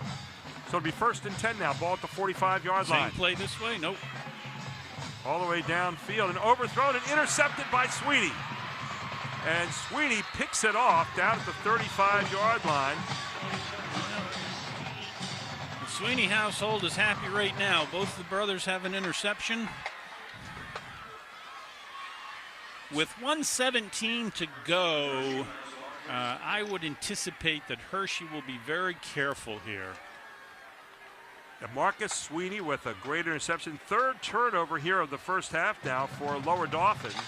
And we had said at the beginning of the telecast, both quarterbacks were susceptible to interceptions, and whichever quarterback played the better game, that was going to most likely be your winner tonight.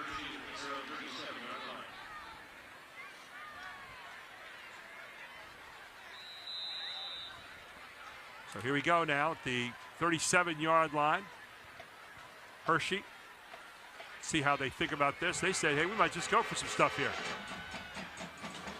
Throws it up in the air, out of bounds, does the quarterback, Daniel Painter. Yeah, they took a shot there. Gary, I'm gonna take $100 from you, and I'm gonna bet that they don't throw the ball again this half. And I think you saw a coach just come out there and say, you know what? We took our look downfield. Maybe it's time to take our lead in the half. Here we got 17 points up, and I'm pretty sure they can't score if they don't have the ball. So it'll be 2nd down now and 10, 37-yard line for Hershey. They have a lot of receivers out near side. Yeah, I could be wrong here, but I'm still betting that 100. And a timeout call. We'll take one as well. 1:08 to go here in the 2nd quarter. This is High School Sports Live TV on Fox 43.2. Groff Tractor is your full-line equipment dealer representing Case Construction and many other leading brands, serving the total sales, rentals, parts, and service needs of its customer. Students, begin your professional journey in a high-demand field with Groff Tractor. Contact us today to discover the power of our technician internship programs. Groff Tractor also offers scheduled maintenance along with 24/7 emergency service. Groff Tractor is your #1 source for everything under construction. 1:03 to go to the half here. Hershey with the football, 2nd down and 10, Bill Chase. And you said you bet a lot of money with me right now, if you're a betting man, which of course we're not. I'd even bet more now because they brought Elliott in, number 33. He's going to be the cheater back up on the left here. They're going to run the ball to the left.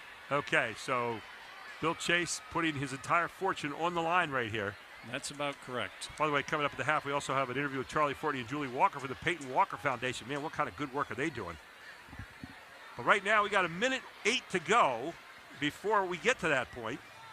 Hershey with the football and a 17-0 lead. 3 turnovers here in the first half for Lower Dauphin, who has found nothing easy so far in this game.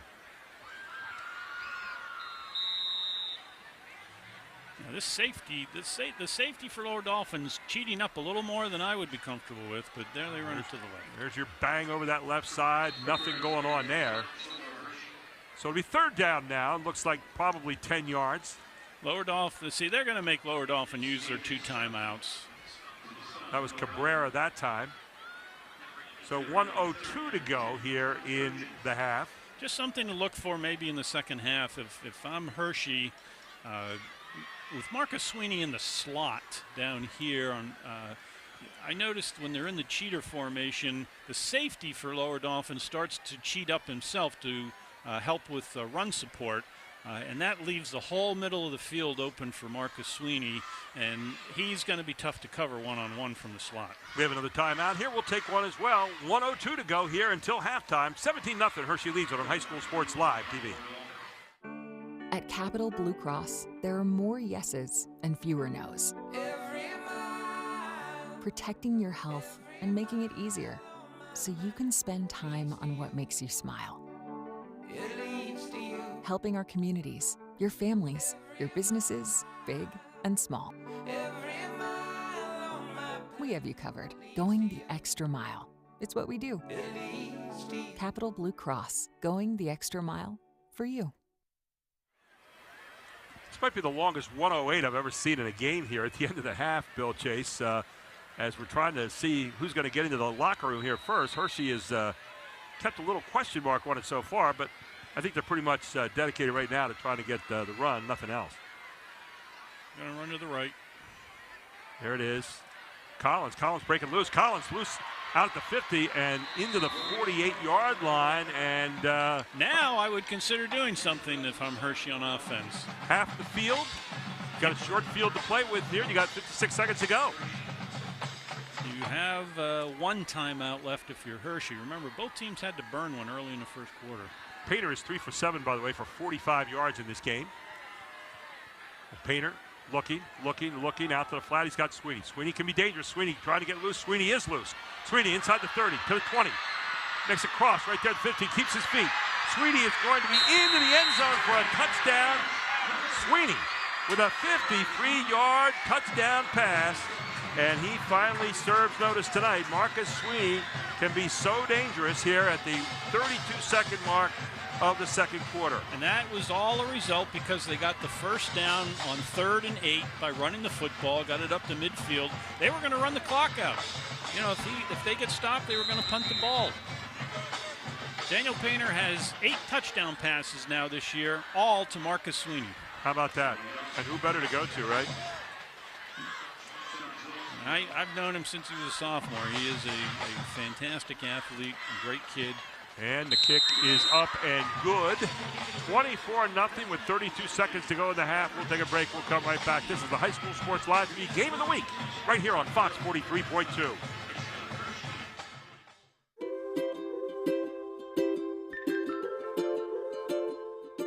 All across Pennsylvania, families are living their lives in their own homes. Not long ago, none of these families believed it possible. And then they discovered there was someone who could help. What was once only a dream is now a reality. Welcome home.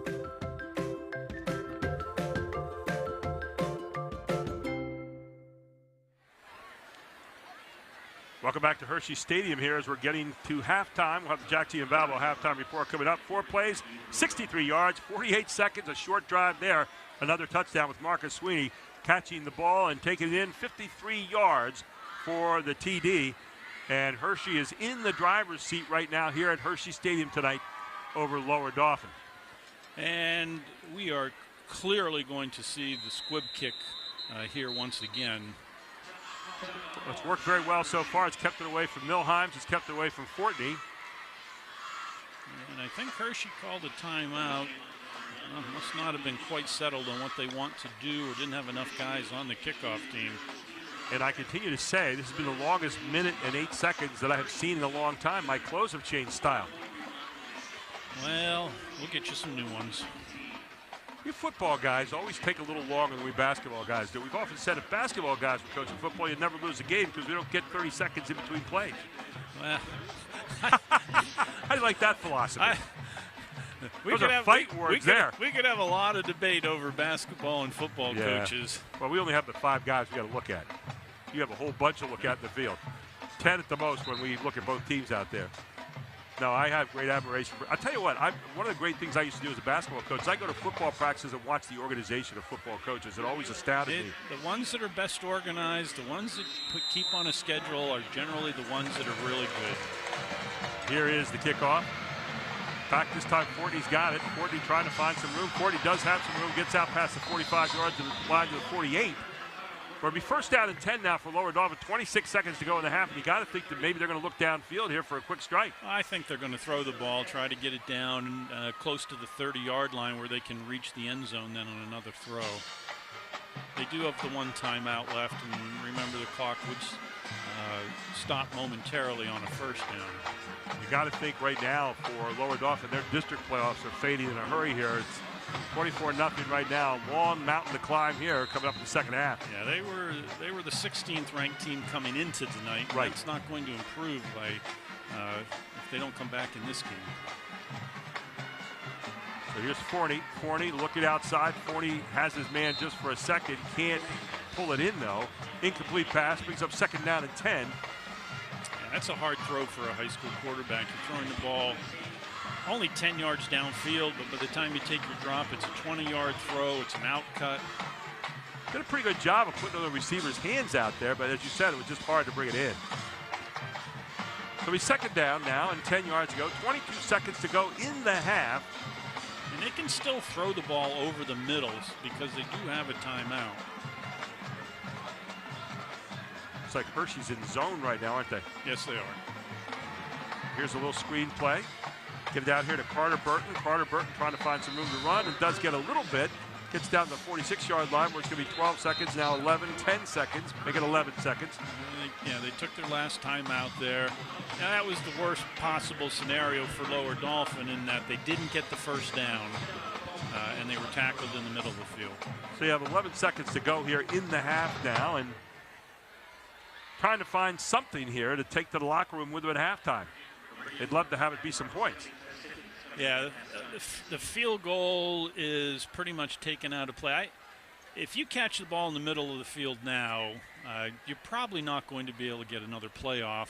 Of course, the clock would stop on a first down. Jack Giambalvo, halftime report, our AT&T halftime stats on Capital Blue Cross, and our first half highlights sponsored by Capital Region Insurance Agency. So lots going on. We'll have our district roundup.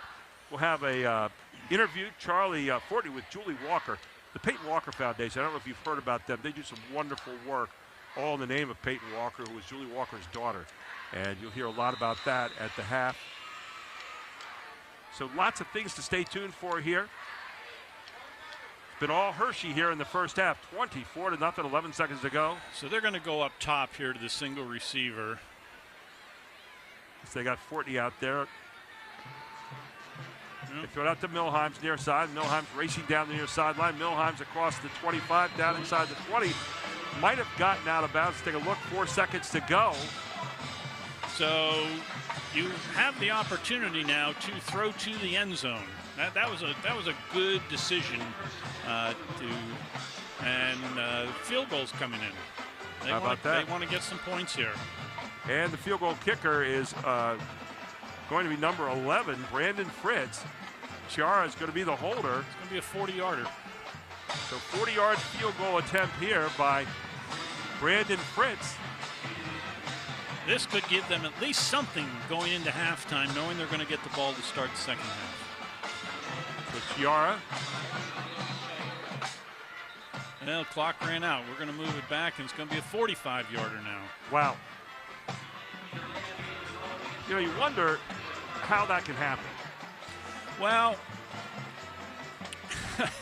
I mean, I'm just looking at it, wondering how does that happen? Okay, you're going to kick a field goal. Get the field goal kicker out there, snap it, kick it. I know, and it was probably a little indecision by the coaching staff whether to go for it or whether to kick the field goal, and those precious few seconds are crucial. 45-yarder, snap down, kick, blocked. And now you got to get on it if you're Lower Dauphin and cover it up. And that is going to end the half, a blocked field goal, 45-yarder. And the half ends, and it is 24-0 at the half here. Hershey leads it over Lower Dauphin. We'll have our Jack Giambalvo halftime report coming up in just a few moments. But right now, stay tuned for a special interview with Charlie Fortney and Julie Walker from the Peyton Walker Foundation. I'm here with Julie Walker from the Peyton Walker Foundation. Really excited to talk more about the Peyton Walker Foundation. We're at Trinity High School. This is a special place for you. I know Peyton graduated from Trinity High School, And you've done a lot of things for Trinity. You've done a lot of things for the area. But talk about not only the AEDs you've installed at the school, but tonight you're installing like a save station. Is that right? What's it called? That's right, a save station. So it's only going to be the second one in Central PA. And what it does, it houses an AED, which is a defibrillator, and it makes it's climate controlled. And so it makes it publicly accessible 24/7, 365. So anybody can get access to the AED instead of having it locked up inside the concession stand or locked up in an office or closet somewhere. Now it's out in a public space. Anyone can have access to it and use it to help save a life when someone's in sudden cardiac arrest. Well, it's exciting because, Julie, what I know the area appreciates about you. I was just talking to Trinity football coaches earlier. When I mentioned I was here, they said, "Charlie, why are you here?" I said, "You're usually not." I said, "Well, we're doing an interview with Julie Walker," and one of the coaches was like, "She is amazing." I said, "Absolutely amazing." But here's the thing. You guys are out and about.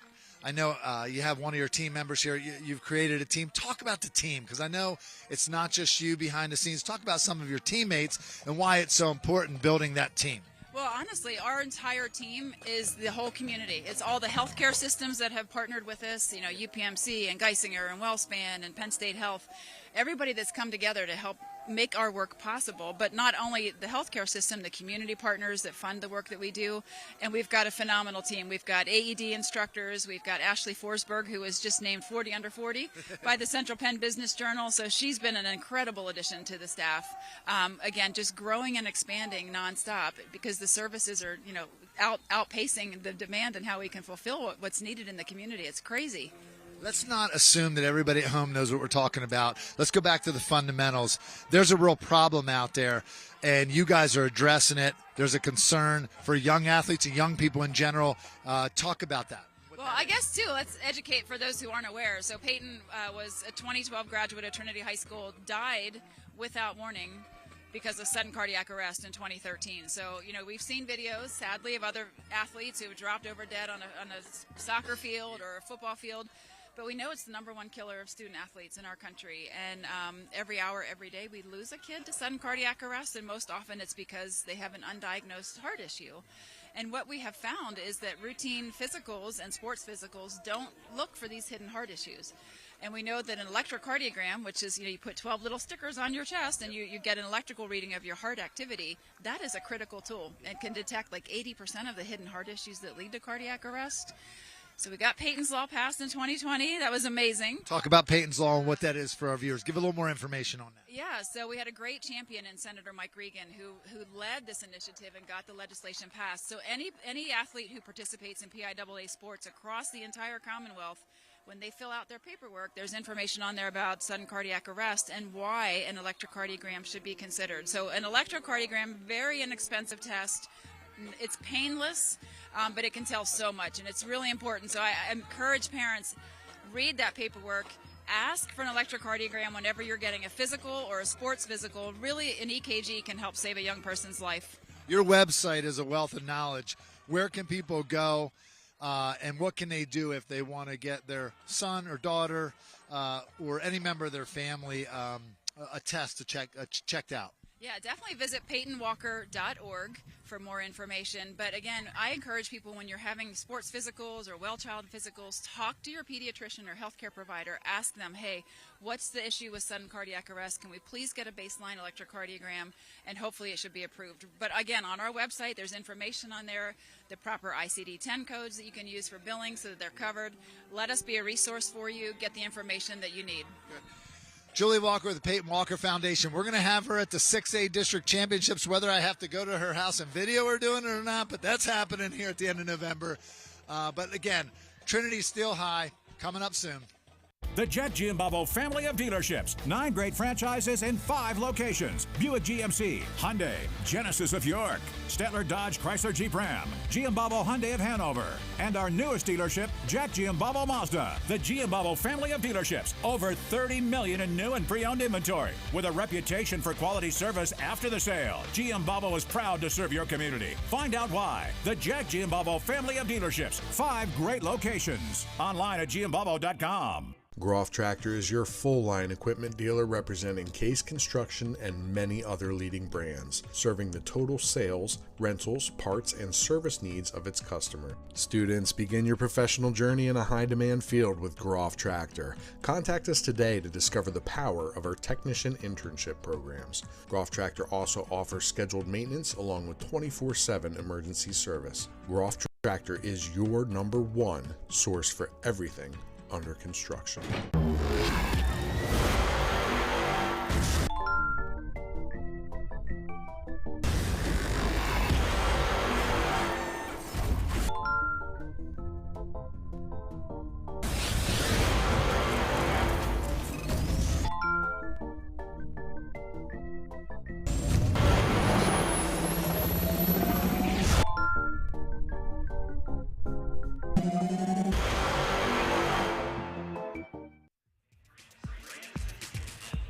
And welcome back to Hershey Stadium. It's our Jack Giambalvo halftime report, and there you see the flags are flying, the kissing tower, the rides are going over there tonight.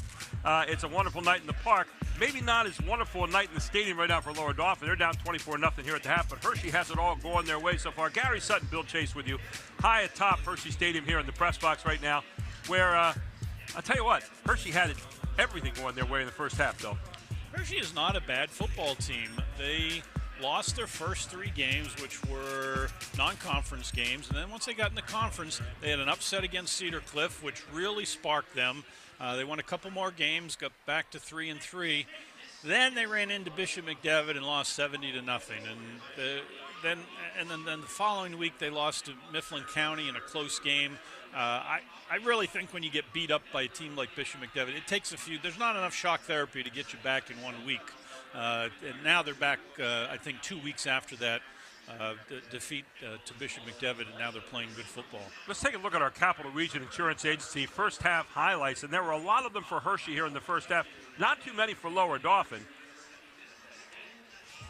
And you take a look at this guy, Angel Cabrera, with the first of 2 touchdowns in the first half, a 4-yard slug over that left side. Yeah, you see Angel get hit almost at the line of scrimmage, and he just kind of shakes it off. Then he comes back with another 2-yard dive on the other end, puts him up 14-0. Yeah, defensive backs are not going to tackle him on the goal line. You saw the field goal right here, and a beautiful kick there from about 20 yards out to put it up 17-0 here in the first half. But then here's a pass to the dangerous Sweeney, and watch what he can do when he gets it 53 yards to pay dirt. You can see why Marcus Sweeney is a guy to be watched all during the night. A lot of those bang runs in the first half, and then there he is out in the flat, wide open. And let's take a look at our halftime stats brought to you by Capital and also AT&T, Capital Blue Cross and AT&T. You take a look at the score, that says a lot, but look at the rushing, 157-27, passing 98-48, 255-75 in total yards.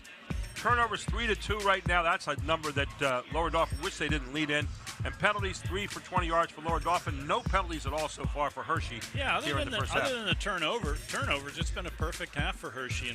And what the stats don't show is how solid Hershey's playing on defense.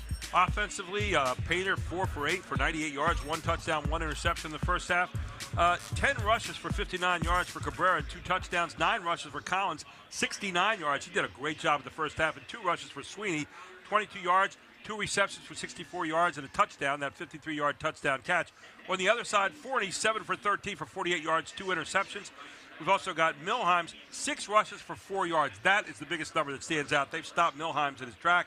He has 5 receptions for 35 yards, 2 rushes for Fortney for 9 yards, 1 reception for 11 yards. So they've really kept the star players down as Hershey so far in this game. Yeah, and I'll reiterate, they've done a great job defensively.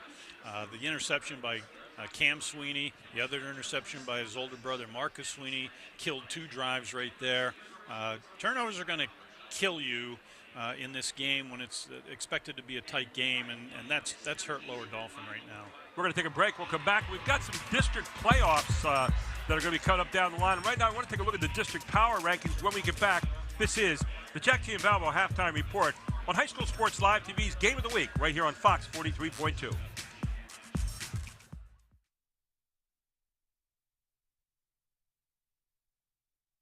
I'm with Dr. Calista Morris from OSS Health. She's an orthopedic sports medicine surgeon. Today we're going to talk about shoulder injuries. What sport really kind of wins this, if you will, the injury battle? Yeah, absolutely, hands down, as some people may guess, football wins that battle, but very close by are wrestling and baseball. Okay. When it comes to baseball, pitching is absolutely the number one, more so than field players or catching. So pitchers are the biggest risk. Football is kind of a conglomerate. Yes, we see them in the quarterbacks, but those are more contact positions. Right. So wide receivers, running backs, they get hit a little bit harder. I'm mentoring a young man. He's in my car the other day, and my shoulder hurts. I said, hey, what's going on, buddy? He said, I landed on my shoulder in practice. Do you tell them to go right back out there, or should they come in and get an x-ray, maybe like OSS Health, or should they, how do they know whether to be careful or just to keep going at it?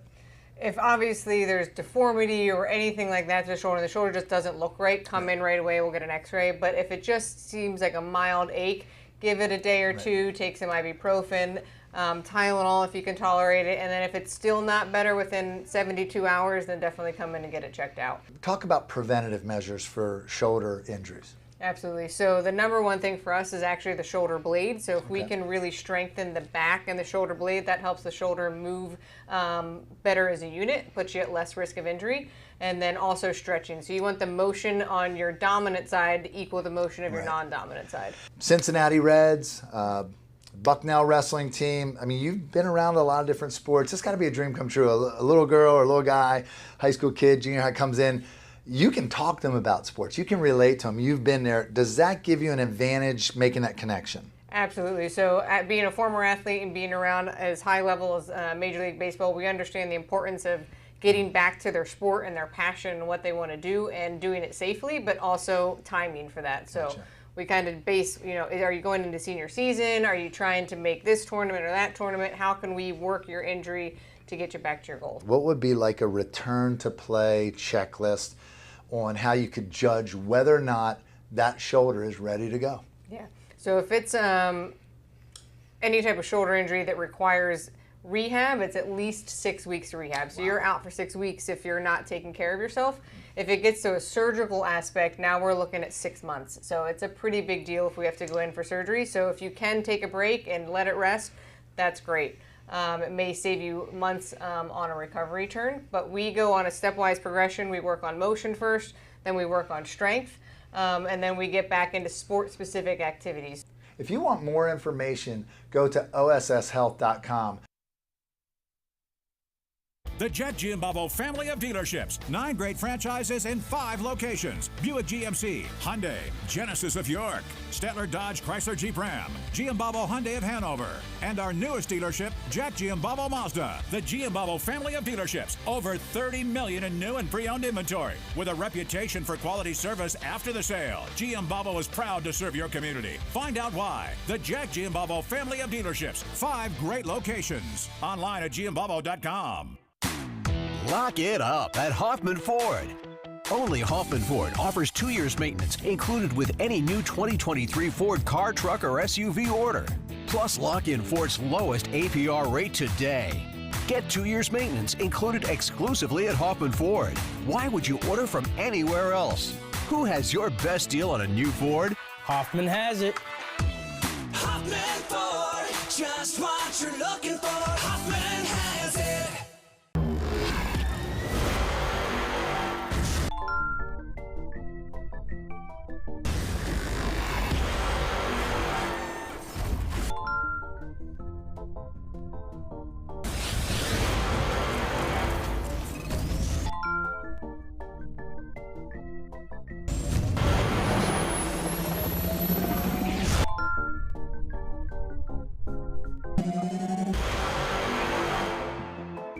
Groff Tractor is your full-line equipment dealer representing Case Construction and many other leading brands, serving the total sales, rentals, parts, and service needs of its customer. Students, begin your professional journey in a high-demand field with Groff Tractor. Contact us today to discover the power of our technician internship programs. Groff Tractor also offers scheduled maintenance along with 24/7 emergency service. Groff Tractor is your #1 source for everything under construction.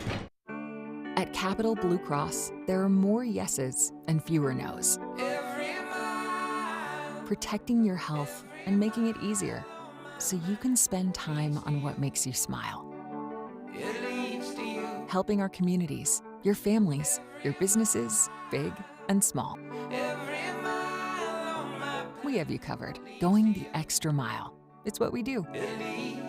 Capital Blue Cross, going the extra mile for you. Do you want to answer that? Nah, I'd never with a kid in the car. It's okay. I'm not here.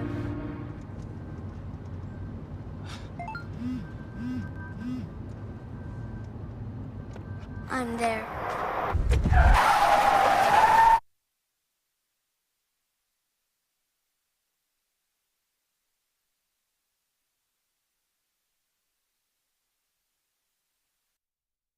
So a while back, I thought to myself, I'm never going to own a home.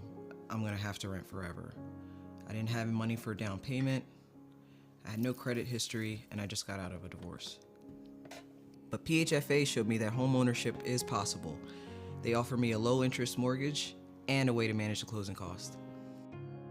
To me, this is more than just my home. It's a huge accomplishment and a new chapter in my life, thanks to PHFA. And welcome back to our Jack T and Balbo halftime report. Yes, you see the kissing tower over there and some of the rides going on tonight as people are having fun in the park here. It's the fall time at Hershey Park. And just a festive town, but 24-0, of course, here at the half. Hershey leads Lower Dauphin, but a little bonus time here with Coach Bill Chase as we take a look at the power ratings right now for District 3 at this point in the season. And we start out with Single A, where we saw Steel High in an overtime win over Trinity last night. They're now 7-1. I'd say they're totally in control, but there's only 3 teams in Single A, but Steel High is certainly the class of that group. Yeah, Steel High is going to be in the state playoffs. How far they go in the state playoffs is always a question. You never know who you're going to run into. They played one of their main competitors in the state competition in Bishop Canavan early in the year in the first game, and they beat them 21-14 in a really tight ball game. So we'll see them in states. You move into Double A, and you only need 7 teams there, but we saw Trinity last night. Now they're 5-4, but they're a tough 5-4 right now. Where do you see them going into the playoffs? Well, the only question mark I will have is the 4 top. They take 4 teams. It's Trinity, Annville, Cleona, Camp Hill, DeLone Catholic. Trinity has beaten Camp Hill and DeLone Catholic. Not to say the tables couldn't be turned in a situation. Yeah, but they, sometimes playoffs are a different animal, and you grow from earlier in the year. Annville is an option team, a veer option team. At least that's last I had seen them. They were. So that could be the matchup that we maybe see. How about Wyomissing, Lancaster Catholic, and West Perry, all 8-0. And of course, West Perry has a big game coming up with Steel High this next week. But Schuylkill Valley 6-2, Hamburg 6-2 in 3A. In 3A, it's going to be one of those top 3 teams. Wyomissing has been the class and a class program for a long time. I would say they are probably the favorite right now, just based on the history of their program. But to have 3 8-0 teams right now this late in the season, tough division. How about in 4A, you move into the Blue Bloods here with Manheim Central 7-0, and then right behind the Bishop McDevitt at 6-1. And Lampeter Strasburg at 7-1 in there at 3rd right now in the power rankings, and of course then Susquehanna Township at 5-3. Yeah, I said last night on the program that Lampeter Strasburg always seems to have a good team, and they jump up and shock people every once in a while. They beat McDevitt a couple years ago in the playoffs, but I would have to rank Central and McDevitt the top 2 teams right now. And the interesting thing there is that Stone Saunders, the quarterback for Bishop McDevitt, who's only a sophomore and was all-state last year as a freshman, took him to the state finals, is from Manheim Central. So that's got some real twist to it. You take a look at 5A, Solanco at 8-0 down in the southern part of Lancaster County, thus the name, by the way. Exeter Township over near Reading They're 8-0 as well. And then you have Gettysburg, who moved back over from the York Area League into the Mid-Penn this year at 7-1, having a good season. New Oxford from the York Area League, 7-1. Elizabethtown, we saw them against Lower Dauphin earlier in the season. They're 7-1 right now. Southwestern 6-2, Shippensburg 6-2, Dover 6-2, Garden Spot 6-2. So you have a bunch of teams there hovering at the top of 5A. I really like Exeter there. They were the team last year that came out of District 3. They beat a really tough Governor Mifflin team in the districts last year who had Nick Singleton, who's starring now for Penn State University as a running back. And Exeter has a good bit of that team back. Finally, in 6A, the Granddaddy Division, Cumberland Valley at 6-2. Right behind them, a team they beat in the opening game of the season, the only loss for Central York in second at 7-1. Hempfield third at 6-2. Manheim Township 6-2. Harrisburg 5-2. Wilson 6-2. And William Penn of York 5-2. And next week, we've got the William Penn and Central game over at York High. So that's going to be a huge game next week as far as 6A is concerned. This is the only division where I have no clue who might come out of that bracket. Yeah. Just to throw a little curveball in there, people are maybe asking, well, where's State College? They're 8-0. They're in first place in the Mid-Penn top division, district. but they're a District 6 team. Exactly. So they won't be playing in District 3. But that division is so wide open. Carlisle, who's the 8th seed right now, beat Cumberland Valley last week 26-20. So who knows? It could be Township. Hempfield's played really well lately. Central York was impressive when we saw them. It's just open. And lots of big games to play to determine who's going to go to the district playoffs. So right now, those are your district power ratings, and you have them right here on Fox 43.2. We're going to take a final break. We come back for the beginning of the third quarter right here. It's Fox 43.2, the game of the week on High School Sports Live TV. Back right after this. So a while back, I thought to myself, I'm never going to own a home. I'm going to have to rent forever. I didn't have money for a down payment. I had no credit history, and I just got out of a divorce. But PHFA showed me that home ownership is possible. They offer me a low-interest mortgage and a way to manage the closing cost. To me, this is more than just my home. It's a huge accomplishment and a new chapter in my life, thanks to PHFA.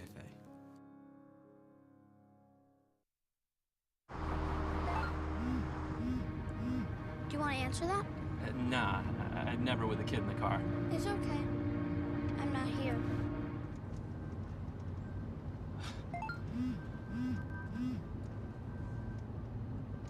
I'm there.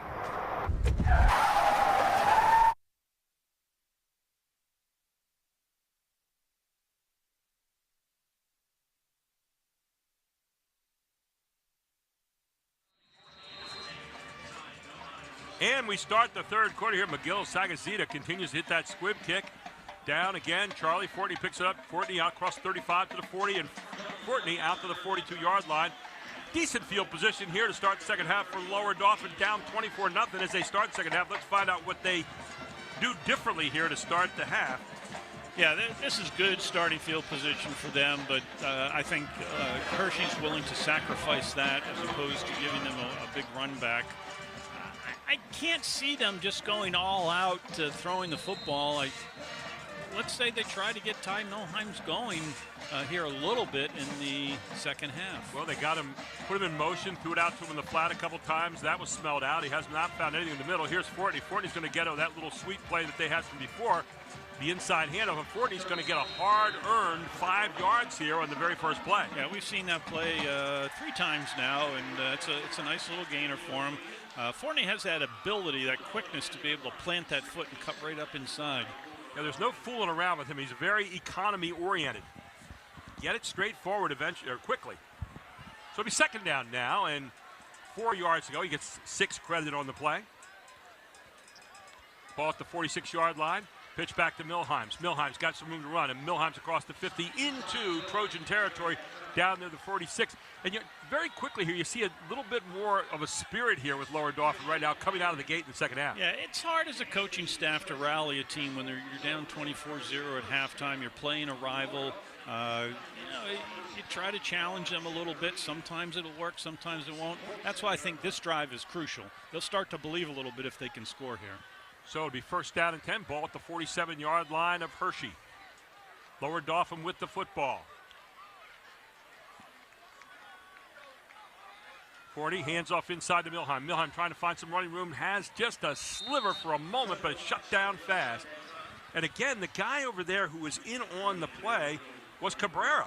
Cabrera just shutting off that outside. Yeah, Angels having a big game. The whole defensive front's having a big game. You have two nice defensive ends in Wiggins and Slammons for Hershey. They've been tall, lanky kids. Good wingspan. Yeah, I'll tell you what, you look across the middle there at number 89, Isaiah Danner, a junior, 6'6", 265. You're looking at a fortress up there to lead the middle of that defense. Okay, out 40 to Fortney. Fortney trying to get outside. Fortney's not going to get outside at all. They covered the play, and they were ready for it. You saw Sweeney bringing Fortney down.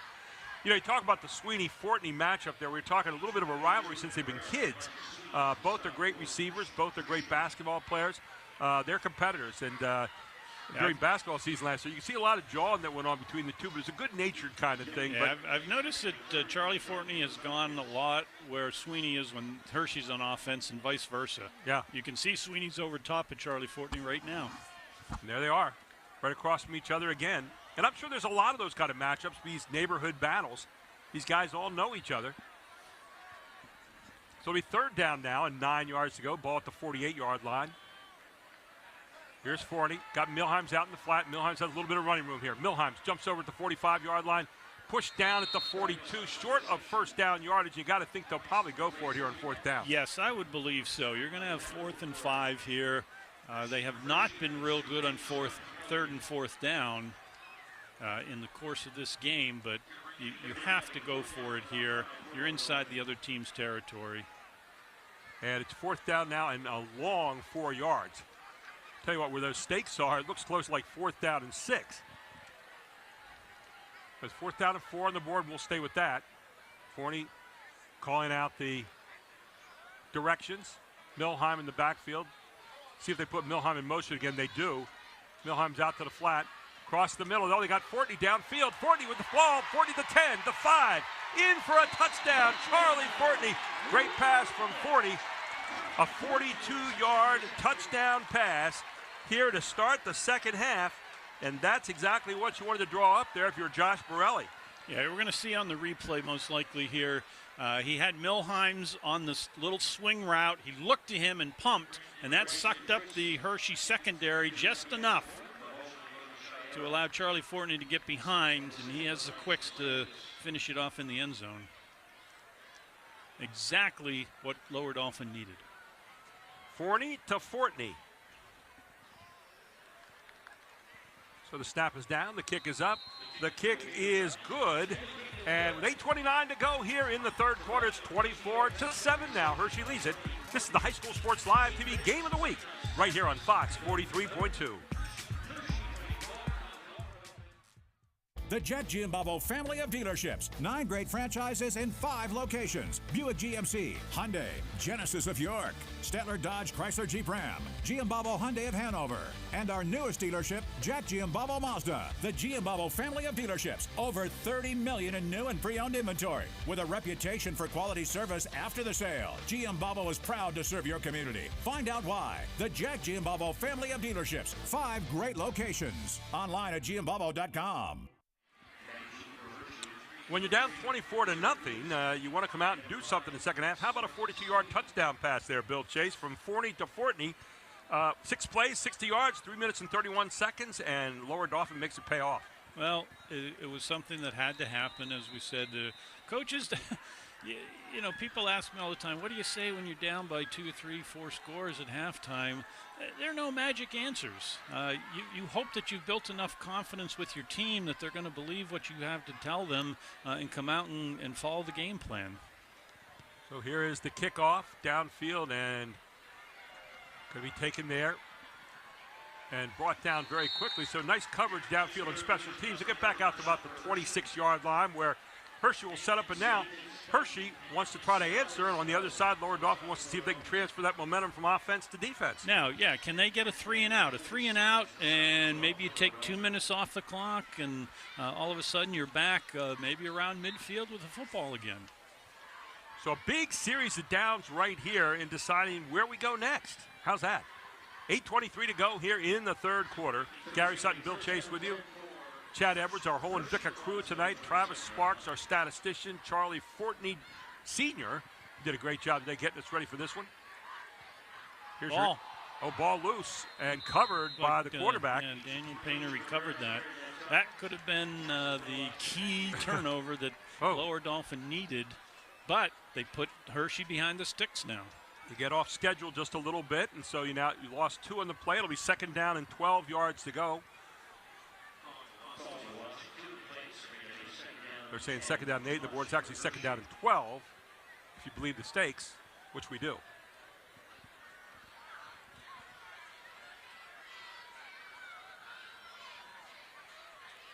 And he draws them offside, so I think you're going to get your 5 back here unless there was movement on the line first. Yeah, I would say it's offsides. Yep. LD. So they change the snap count there. Most high school teams will go on 1, and as soon as you go on 2, either you're jumping offsides or you're going to get the defense to jump offsides. So 5 easy yards there before you even have to run a play. So now it's second down and 7. They're going to run to the left here. Here comes banging right into that line again, and a couple tough yards right up the middle. And Cabrera with the carry. And when you watch Cabrera carry the football, it's sure-handed. I mean, he's got both arms wrapped around it. He's the ultimate fullback runner. Yeah, and that's the concept of that little veer action, that little power action that they run sometimes. Just cover up the ball, keep those legs chugging, and hope your offensive line has done a good job. Big third down here. Third down and 4. Ball at the 34-yard line of Hershey. They want to keep this offense going again and start another long drive. Painter looking. Painter throwing downfield. And back there again and covering it well that time is Brandon Fritz. As they were looking for Sweeney, they had 2 guys back there. Fritz right on him. Yeah, I don't quite understand that call there. 3rd and 3, you've been really gaining some good yardage here. I understand throwing to Marcus, but you can see Fritz right there had the whole play sniffed out ahead of time. So now you turn it back over to a Lower Dauphin team that just got done scoring. Their defense just got off the field, and momentum is riding blue and white, at least for the moment.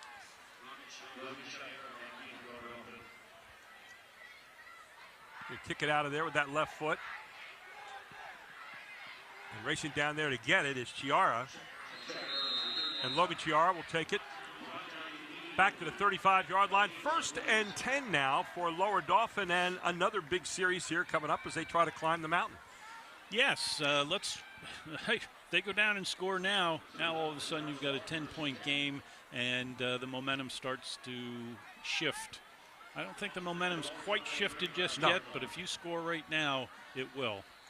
Just had a march a moment ago. It took about 3.5 minutes, and now you want to keep that going here. If you're Lower Dauphin, for Hershey, you want to stop it right now. Ball at the 35-yard line. 6:40 to go here in the third quarter. 24-7, Hershey leads it.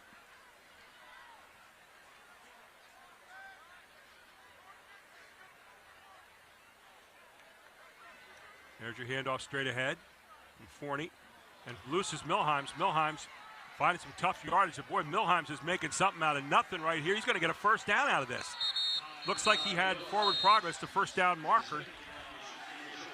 Yeah, it looked like Elliott had him stuck in the backfield, but nobody rallied to help him, and Milheims often tough for one guy to bring down. You know, when you look at Milheims, what makes him so interesting, he's so wiry. He's not a normal kind of running back. He's just so wiry and tough to get your arms around him. He's a tall kid, and it's a little misleading as to how well he's probably covering ground. So it'll be first down and 10. Ball spotted out at the 45-yard line. Fortney in motion. Fake the handoff inside the jet sweep. Here comes the dive across the right side. Gain of about 3 on the play. So Hershey's in a, this sounds strange, but Hershey's in a difficult spot here because they're trying to protect the lead. and you don't want to give up on what you've done successfully, both offensively and defensively. Lower Dauphin has nothing to lose now. They can just open everything up and play free. So in a strange way, it's sometimes hard to play with a lead like this. Dakota Seri in there right now in place of Milheims for the moment, wearing number 29. It'll be 2nd down and 7. Seri gets it again. Seri blasts through the middle. Seri's loose.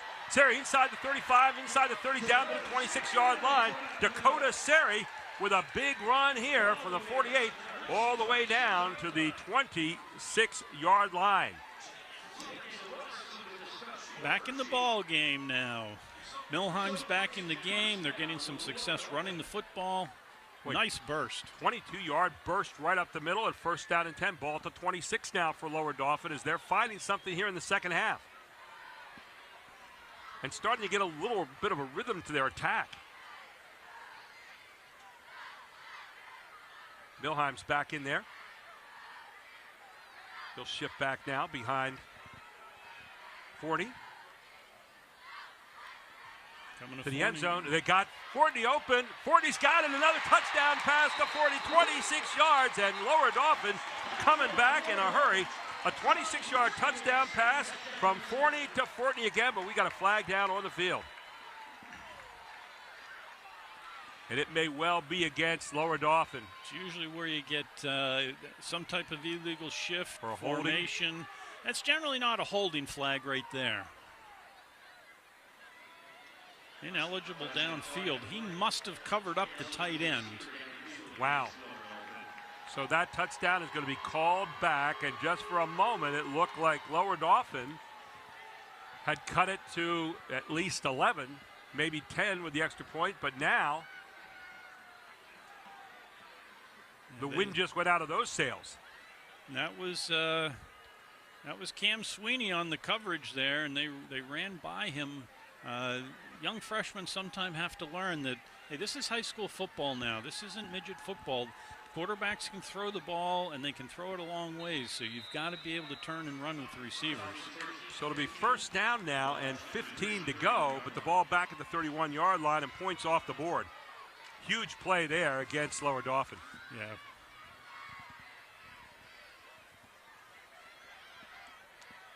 Let's see if they come back with... Here's Fortney. Fortney with that inside handoff. Fortney trying to break loose. Gets down to the 30-yard line. Maybe a gain of 1. Yeah, he was stood up there. That's a play they've run 3 or 4 times now. And he got, when he planted that foot that time, he got planted pretty hard right in the hole. Everybody stayed home on the line that time. There were no openings to get by. So it'll be 2nd down and 14 now. Ball at the 30-yard line. Gain of 1 on the play. Now, if you're Lower Dauphin, you're thinking, boy, let's get it inside of 3rd and, let's get a 3rd and 7, 3rd and 8 possibly at the very least. Milheims, he fakes it. Near side, 40. 40's going to keep it, and 40's got a little bit of running room, but not going to be able to do very much when he can't turn the corner. Steps out of bounds near the 30-yard line. Well, they had a real hold on the defensive end of Hershey over here, and it wasn't called. But so we're in 3rd down. Let's see what they get here. The field goal is still an option. They felt their kid was good from 40 yards in the first half. You're still down 3rd and 13 17 here. Points here. 29-yard line. You got to think it's maybe 2-down territory here yet. 3rd and 4th down. So back comes Milheim. There he goes, Milheim down the seam. Right across the middle. They got Milheim. Milheim dives down near the 5-yard line. And it is a 1st down as they had Milheim right through the middle. Yeah, you saw him flare out right away. I saw it coming. So did Angel Cabrera, saw it, but he reacted just a little too late. Watch Milheim go in motion. He kind of loops out there. And here comes Cabrera. He saw it, but he should have played the ball there. So 1st and goal from the 6-yard line for Lower Dauphin, knocking on the door again. They already had a touchdown taken off the board, but they're coming right back to the door one more time. 40, handoff, Milheim. Milheim trying to find his way through the middle, and he's not going anywhere. jammed up at the 4-yard or the 5-yard line, rather. It'll be second down now and 5 to get to the goal line. I mean, other than that 20-yard burst they had a few plays ago, running on the ground is is still very difficult for them. Really is, and you got to give credit to that front four of Hershey. They have been there all night long. Yeah, their front guys have done a really, really solid job. And I think they've been tough against the run most of the year.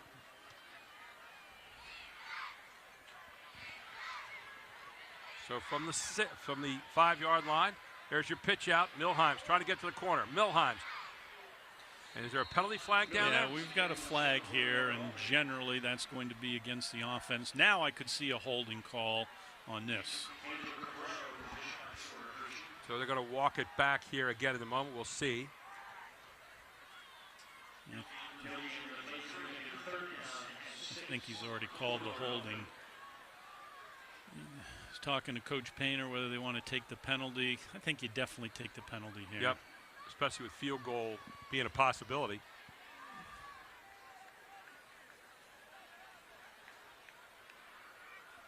You can see a disappointment there on like Milheim's face right now. So it's a hold against Lower Dauphin. That'll march it back again, and like 2 steps forward, 1 step back, Bill. And this still a very key series here. They're still within range of scoring a touchdown. Now it's 2nd and goal. 2nd and 17, but still goal. You got to pick up a chunk here. There goes Fortney. And there's Fortney. They've got him out in the flat this time. Fortney with a good move here. Fortney gets loose. Fortney trying to get to the end zone. He's down to the 3. Fortney gets all the way down to the 1. Is he in? Wow. Very close to the touchdown line, but not going to get in just yet. But, man, did he get a lot of that yardage back, 16 of them. Yeah, that was the effort of the football game right there. Yep, Charlie Fortney with the catch. They ran that little inside handoff fake this time, then threw it to him out in the flat. They haven't done that yet tonight. Wildcat. So, 3rd down, Wildcat. Here you go. Ty Milheim tries to get in the end zone, and it looks like he is in for a touchdown. Ty Milheim's in with a 1-yard plunge at the 2:07 mark here of the 3rd quarter, and Lower Dauphin has answered here in the 2nd half with 14 points of their own. Yeah, nice job. The play before that, the completion to Charlie Fortney, he went across the whole formation in motion. They cleared out that side, and he just turned around, hitched it up right on the line of scrimmage, and nobody was around him. And then it gave him some room to run. And then he made a lot of yards on his own after that. Charlie Fortney key in that one as the kick is up. The kick is good. And with 2:07 to go, still in the 3rd quarter, 14 points to the board here in the 3rd quarter for Lower Dauphin. This is High School Sports Live TV, the game of the week, right here on Fox 43.2. Everybody knows Hoffman has it. Did you know Hoffman has even more? There's the fully stocked Hoffman Ford Parts and Accessories Department, the Hoffman state-of-the-art collision facility, confidence in our ultra-modern service facility, peace of mind with master technicians, satisfaction with low prices. Do I really need to say it again? Hoffman has it. Only at Hoffman Ford, Colonial Park.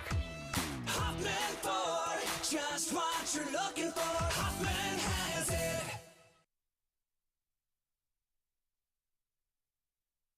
Down pass to start the 2nd half for Lower Dauphin. Then they come back at a stop, and now a long drive that took 2 steps forward, 1 step back, but they eventually got a touchdown call back, and then finally got the dive in by Milheim's here at the 2:07 mark.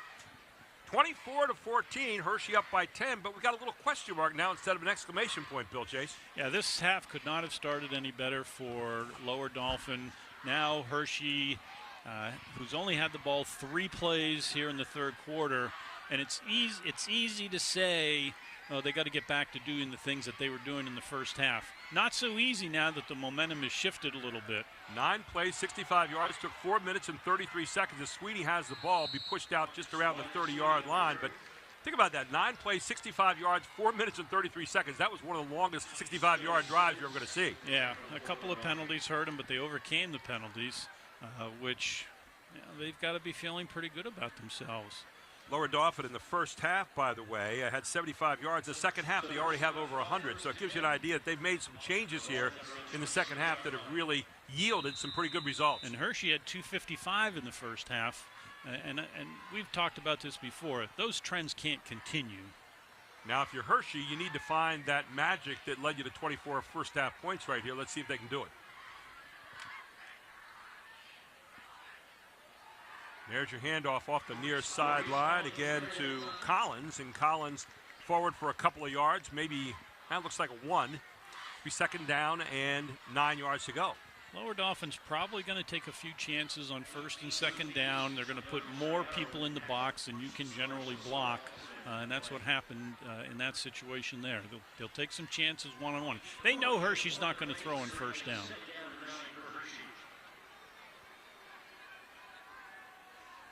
Hershey sending a couple receivers out, 2 far side, 1 near side.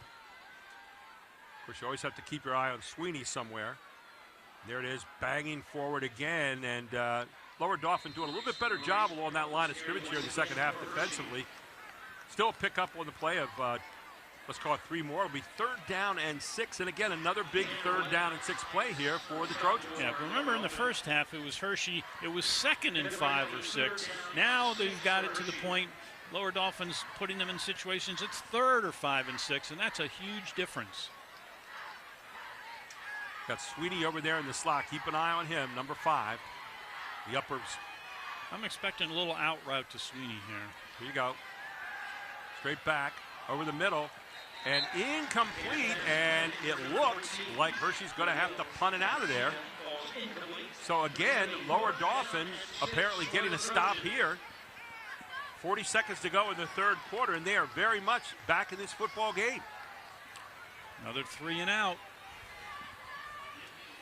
There's the moms down there today.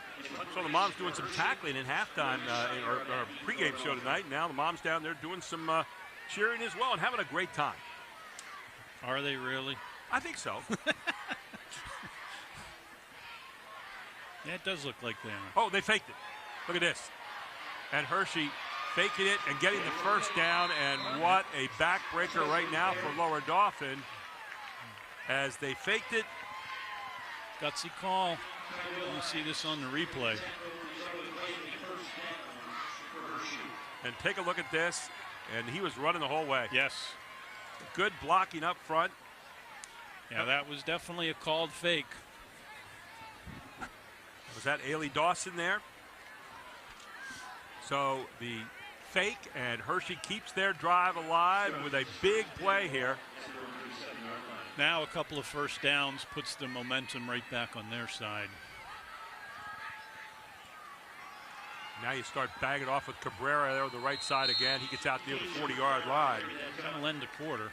And that will end the quarter, and it's 24-14 here as we head to the 4th quarter. Hershey leads it. This is High School Sports Live TV's Game of the Week, all here on Fox 43.2. So a while back, I thought to myself, I'm never going to own a home. I'm going to have to rent forever. I didn't have money for a down payment. I had no credit history, and I just got out of a divorce. But PHFA showed me that home ownership is possible. They offer me a low-interest mortgage and a way to manage the closing cost. To me, this is more than just my home. It's a huge accomplishment and a new chapter in my life, thanks to PHFA. Everybody knows Hoffman has it. Did you know Hoffman has even more? There's the fully stocked Hoffman Ford Parts and Accessories Department, the Hoffman state-of-the-art collision facility, confidence in our ultra-modern service facility, peace of mind with master technicians, satisfaction with low prices. Do I really need to say it again? Hoffman has it. Only at Hoffman Ford, Colonial Park. Hoffman Ford, just what you're looking for. Hoffman has it. And welcome back as we get ready for the 4th quarter here, 24-14. Talk about that 3rd quarter, Bill. What did Lower Dauphin do in the 3rd quarter? Getting 14 points to the board and really dominating compared to the first half. Well, I can't tell you exactly why things changed, but they made plays, which they were not making in the first half. Here we are with Hershey trying to make some plays right now. They've been jammed up here in the second half, but right here getting loose. And look out.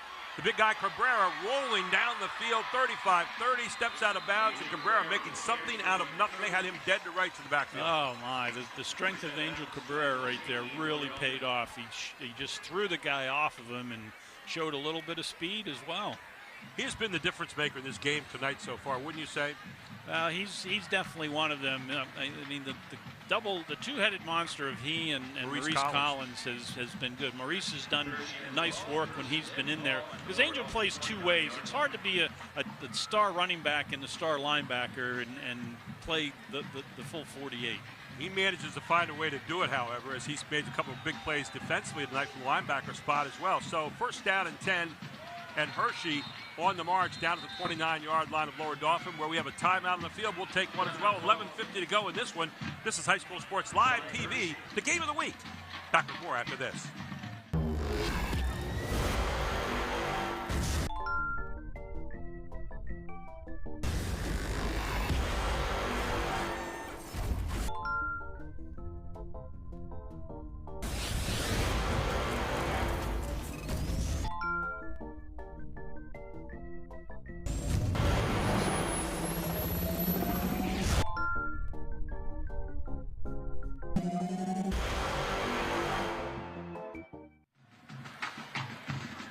And welcome back, and we're still in the timeout. But, Bill, you want to talk a little bit about that punt, fake punt, because that was key to this game right now. Yeah, Coach Painter is the special teams coach, or at least he was when I was there, and they work on the fake punts quite a bit. They have about 3 or 4 different calls that they'll use.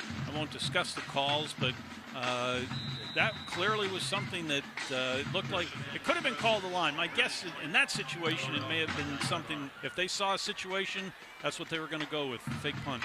And they went exactly with that, and here they come right now. Oh, and you got to break off that left side, and beautiful run from Daniel Painter himself as he took the ball and he gets down for first down yardage. That's a play they haven't run all game, a little quarterback counter. They brought Marcus Sweeney in motion, rode him like it was a jet sweep, and then countered back with the quarterback. Hershey's run that play for a number of years now. So good, nice run by Daniel.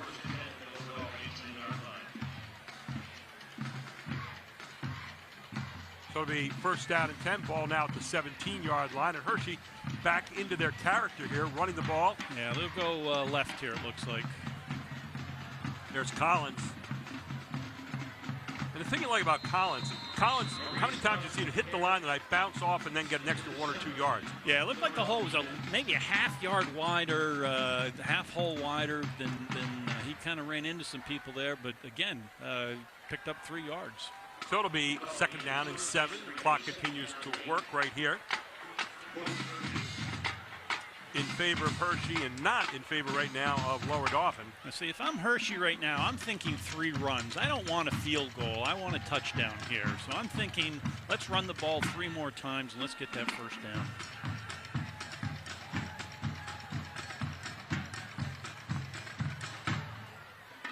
So it'll be second down and 7 now. Ball at the 14. And penalty flag is thrown. So they were going to run out of time. They're going to pick the flag up. Daniel Painter wisely called timeout. I think what happened there, Marcus Sweeney noticed the clock was running down. He pointed to the clock, and Daniel Painter called timeout. Headsy play by the 2 seniors. Don't forget, at the end of the game, we'll have our Capital Blue Cross post-game report. We'll have our Capital Region Insurance Agency player of the game and our Hoffman Ford player of the game. And boy, who are you thinking of right now as we start to consider some of the players who have been just outstanding here tonight? Yeah, that's a tough call. I'd probably be leaning towards Angel right now, but a lot of football to be played yet. Well, and you said there's been a 2-headed monster out there tonight for Hershey as you look at Maurice Collins as well. And, of course, on the other side, you got Charlie Fortney, who's made a couple of really good catches tonight. You've got Marcus Sweeney. Who's done a good job. So, I mean, you got a lot of people who are out in the field right now who still have yet to be determined our Hoffman Ford player of the game. So bring up second down now and 7 yards to go at the 14-yard line. Hershey with the football and the lead, 24-14. Sweeney in motion here. They get to Collins. Collins gets And actually, it's Sweeney. It's going to get the call. It looked like Collins was getting the dive, and good ball handling skills there as Sweeney near side gets it all the way to the 10-yard line. Yeah, they pitch the ball. Notice when they run right, they'll pitch the ball. When they run left, they tend not to pitch the ball. So I think it's a matter of comfort for Daniel Painter as far as the option pitch is concerned. So it'll be third down now and 2 yards to go. Ball spotted at the 9-yard line. Painter with some nice ball here in that last one. It fooled me. I thought he had to dive to Collins over the left. This time it is Collins breaking through the hole. And Collins down near the 5-yard line. Should have enough for the first down.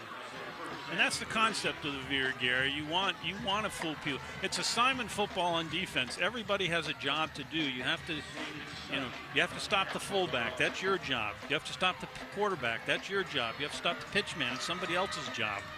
And if you're looking into the backfield, you're going to get fooled a lot of times. It has been a punishing run game, I think you could describe it tonight, for Hershey. And they're in their normal set here. 2 backs in the backfield once they're inside the 10. This time they take the guy usually is the blocker and hand it off to him. And that's number 33, Sean Elliott. Elliott trying that left side, gets maybe a yard. Oh, it'll bring up second down and goal from the 4. 9:18 to go in this one. So this is going to take precious time off the clock because they're going to keep it on the ground. If they don't, I will be shocked. I think we're going to come back the same side, and this time Cabrera is going to get the ball. And there he is, and Cabrera gets it, bounces to the outside, and Cabrera dives for the goal line and gets it. And Cabrera with his 3rd touchdown of the night from 4 yards out at the 8:55 mark of the 4th quarter. And big touchdown here. And again, that fake punt was really what set this whole thing up. Yes, it was. As good a play as it was, I kind of forgot about that. But that's right. This drive was set up by the fake punt, and they went 75 yards or so. Cabrera again doing what he's done all night long. Tough running. As Hershey in for the extra point now. It'll be Haley Dawson. Snap down, kick up, kick is good. Been impressed with the kicker so far tonight. Yeah, we're going to have a roughing the kicker also. And 30-14, and there you see the late flags thrown up in the air and the kicker being rough, so that'll be assessed on the kickoff, I'm sure. And somebody said something also, because there was a second flag to come in, so that is going to be big yardage. We will take a break. We'll come right back. It's 8:55 to go in the 4th. This is High School Sports Live TV's Game of the Week. Back after this. Groff Tractor is your full-line equipment dealer representing Case Construction and many other leading brands, serving the total sales, rentals, parts, and service needs of its customer. Students, begin your professional journey in a high-demand field with Groff Tractor. Contact us today to discover the power of our technician internship programs. Groff Tractor also offers scheduled maintenance along with 24/7 emergency service. Groff Tractor is your #1 source for everything under construction. And welcome back to Hershey Stadium. So penalties on the play. We had like a hanky fest out there, and the kickoff's going to take place at the 50-yard line here for Hershey. Looked like you had roughing the kicker, and then you had I think someone failed to agree with the official in some way. We're not quite sure who said what. Yeah. It wasn't a discussion that the official particularly liked, though, because you saw yellow flags flying in the air. Okay, there you saw. That's a definite roughing the kicker. Yeah, that was Charlie Fortney coming across and roughing the kicker. And then. Oh, okay. Then we got to push. The kicker pushed Charlie Fortney in the back. So the penalty's offset, and it looks like they're back to the 40 to kick off. Yeah, back to the 40 now. So they went to the 50. They walked it back to the 40. And they're sorting all of it out here at the moment. Yeah, unlike a lot of sports, like in basketball, you're in an open court. The stands are real close to the court itself. Baseball, it's an open field. Other sports the same way. Football, there's a lot of talking that goes on in the field that you don't really realize or understand. Some players are more talkative than others. And some just let their games do the talking occasionally. Yeah, the way it should be. How about Angel Cabrera? He's let his game do the talking tonight. 3 touchdowns this evening.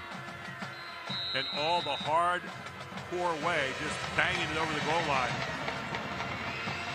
That's been the play so far tonight. Squib kick it to Charlie Fortney. Fortney trying to find some room to run. Fortney dancing out to 40, gets out to the 45-yard line and way out to the 47. Again, some tough running here by Charlie Fortney. Yeah, he's a bit stronger than probably he appears in pads because he is hard to bring down.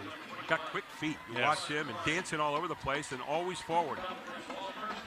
So it'll be 1st and 10 now, and can they answer yet one more time, Lower Dauphin? They've had a good second half here so far. So now, because of the time factor, they're going to have to put the ball in the air more frequently. And I would expect them to go after the freshman over here. Up at the top of the screen, you have Cam Sweeney matched up one-on-one. Beat him earlier over the top, but it was called back for a illegal receiver downfield. There's Forney. Forney looks over the middle, got his man right there, and yanked down by who else? The guy who's having a super game here tonight, Cabrera, from that middle linebacker spot. Yeah, and I just like the way that Angel Cabrera plays. He's not nice. Oh. 2nd down and 8 now, ball out at the 48-yard line. And that play looked like it might have a little bit of possibility until Cabrera just closed down the whole space.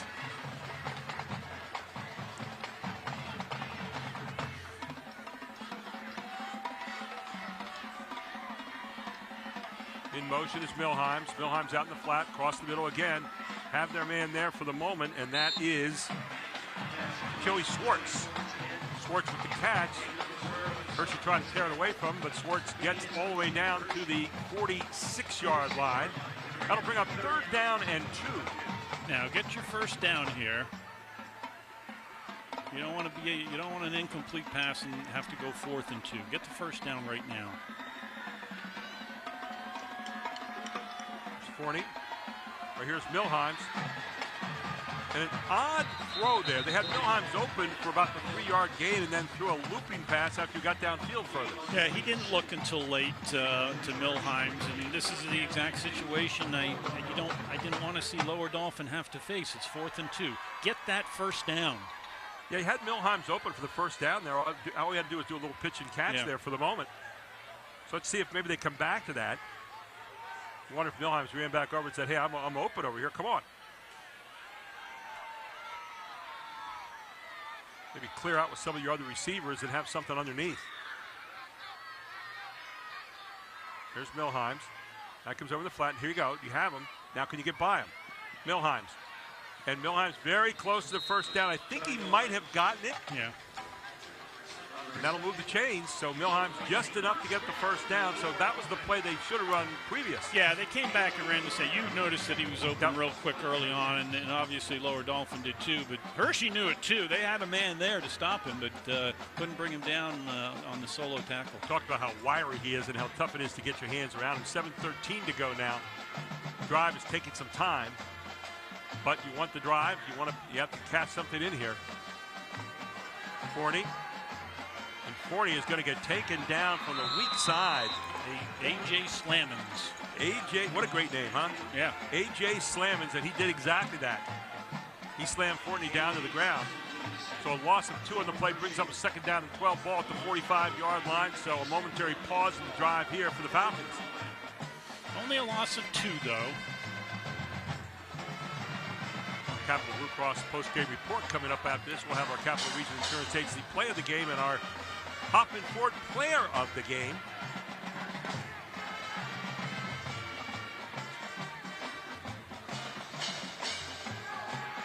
Across the middle it goes and intercepted.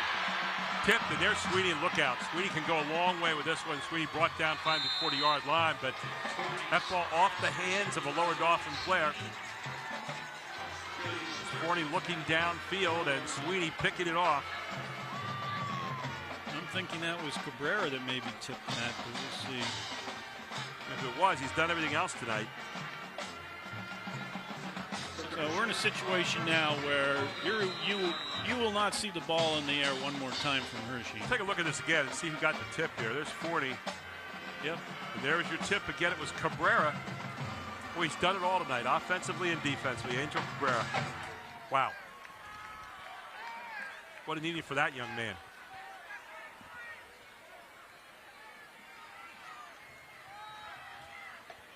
So over the left side they go out near the 48-yard line. Now this probably, just from a standpoint of how you're feeling about yourself right now, offensively and defensively, the yards will come a little easier probably for Hershey than they were in the third quarter.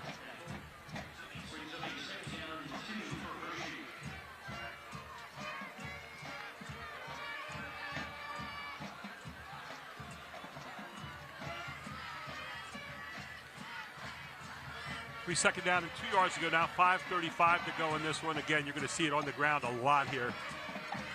And there goes Collins for the first down into Lower Dauphin territory. And this is where Hershey probably, since they're a running football team, they should be pretty good at running what we call the 4-minute drill or 4-minute offense, where you're in the huddle, let the clock run down, you're running the ball. You know, let's take 3 or 4 minutes off the clock right now. Yeah, notice they didn't break the huddle till there were 17 seconds left. And the clock just moving now at 5:07. Painter's looking at the clock. He knows it's under 10 now. He's still waiting. Painter handoff Collins. Collins met in the backfield. Nice tackle there. As in on the tackle was Joey Swartz. Yeah, and Lower Dauphin's going to take some chances here. They're going to send more guys than can be blocked sometimes. They're going to anticipate the snap count. But again, there's no reason for Hershey to rush here. They can take this down close to under 4 minutes. They're going to run the ball again. How about in this game so far? Cabrera with 14 rushes for 100 yards. Collins 15 for 86. That's what Hershey wants to do. So it'll be second down now, 13 yards to go. There's Collins. Oh, this time it's going to be a keeper by Painter, and Painter's going to be brought down at the 50-yard line.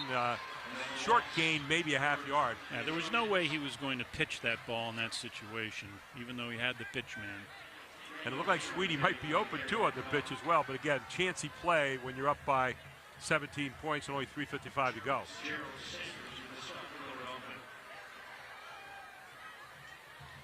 Beautiful night for football here tonight. It was about 64-degree day and probably in its high 40s now here this evening, but no wind.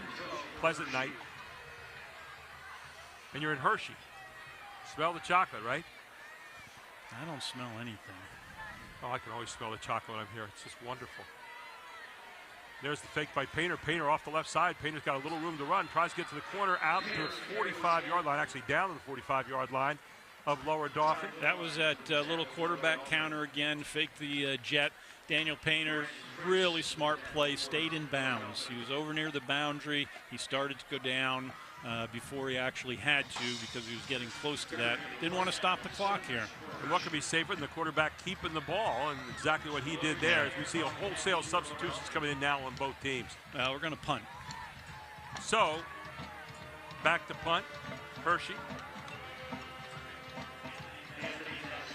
Back to receive is Chiara. You just want to get rid of this. Oh, another fake. They faked it again. And and this time not to be, as they had David Williamson out there. And now that was not called from the sideline before the ball was snapped. The wide receiver was uncovered over there, and Hershey probably has an automatic call. I don't think Coach Painter's too happy about that particular call, but he was wide open.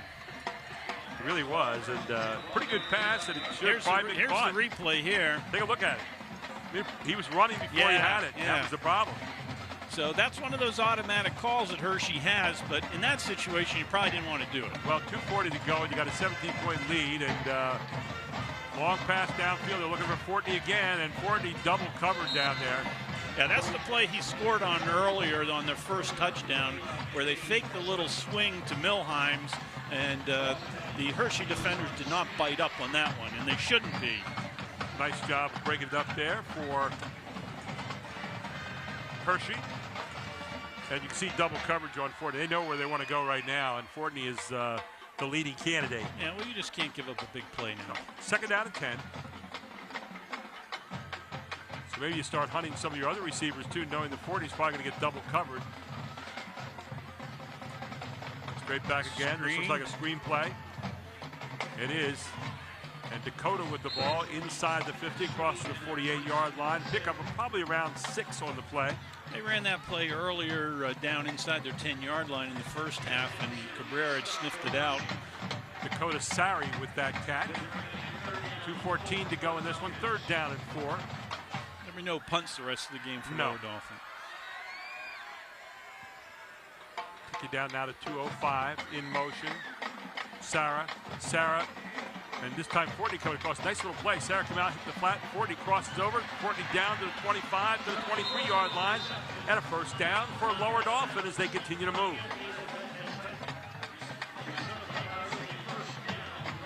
And Fortney got up limping a little bit. Looks like, it's hard to say. Looks like his hip maybe. He's been fighting that injury all year long.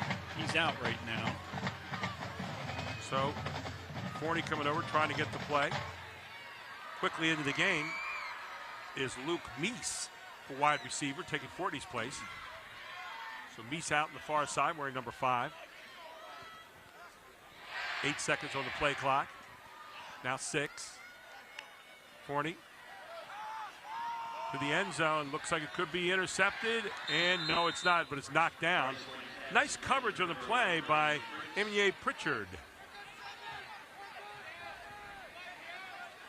Pritchard back there, had his hands on the ball, but knocked it away. That'll bring up second down and 10. 1:49 to go in the game. Our Capital Blue Cross post-game report coming up.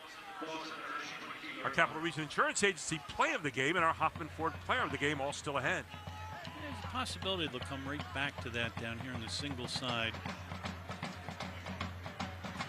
There goes Sarah. Sarah out to the side. Sarah's got a little running room. Going to get a hold called back here, I think.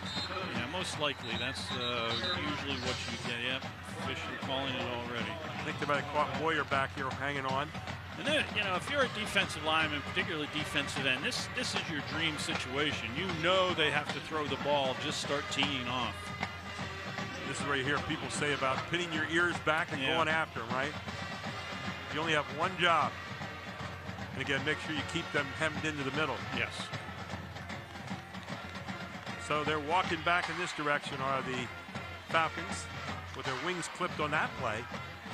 And this is when you're over on the Hershey side. It looks like you're clearly going to win the game. You're just saying, let's get out of here. Let's get nobody get banged up the rest of the way. Let's get a couple young kids in if we can. So in motion goes Sarah. Sarah open again downfield. Nice pass there from the quarterback and all the way down to back to where it's going to be third down and 10. So a manageable number here, but now time is against you. Now that's a play that Hershey has not had an answer for. That motion and then swing down the sideline.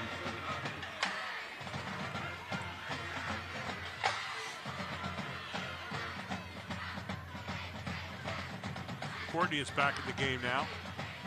They're looking for Fortney in the end zone, and Fortney catches it. Touchdown, Fortney. A 23-yard touchdown catch. Charlie Fortney again, 40-Fortney. That has been a matchup second half here, and 20 points to the board. And that was an excellent throw and a really nice pull down by Charlie Fortney.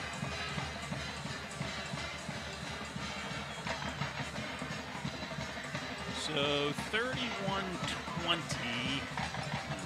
They just need to kick here, and we'll see the most exciting play in football, the onside kick.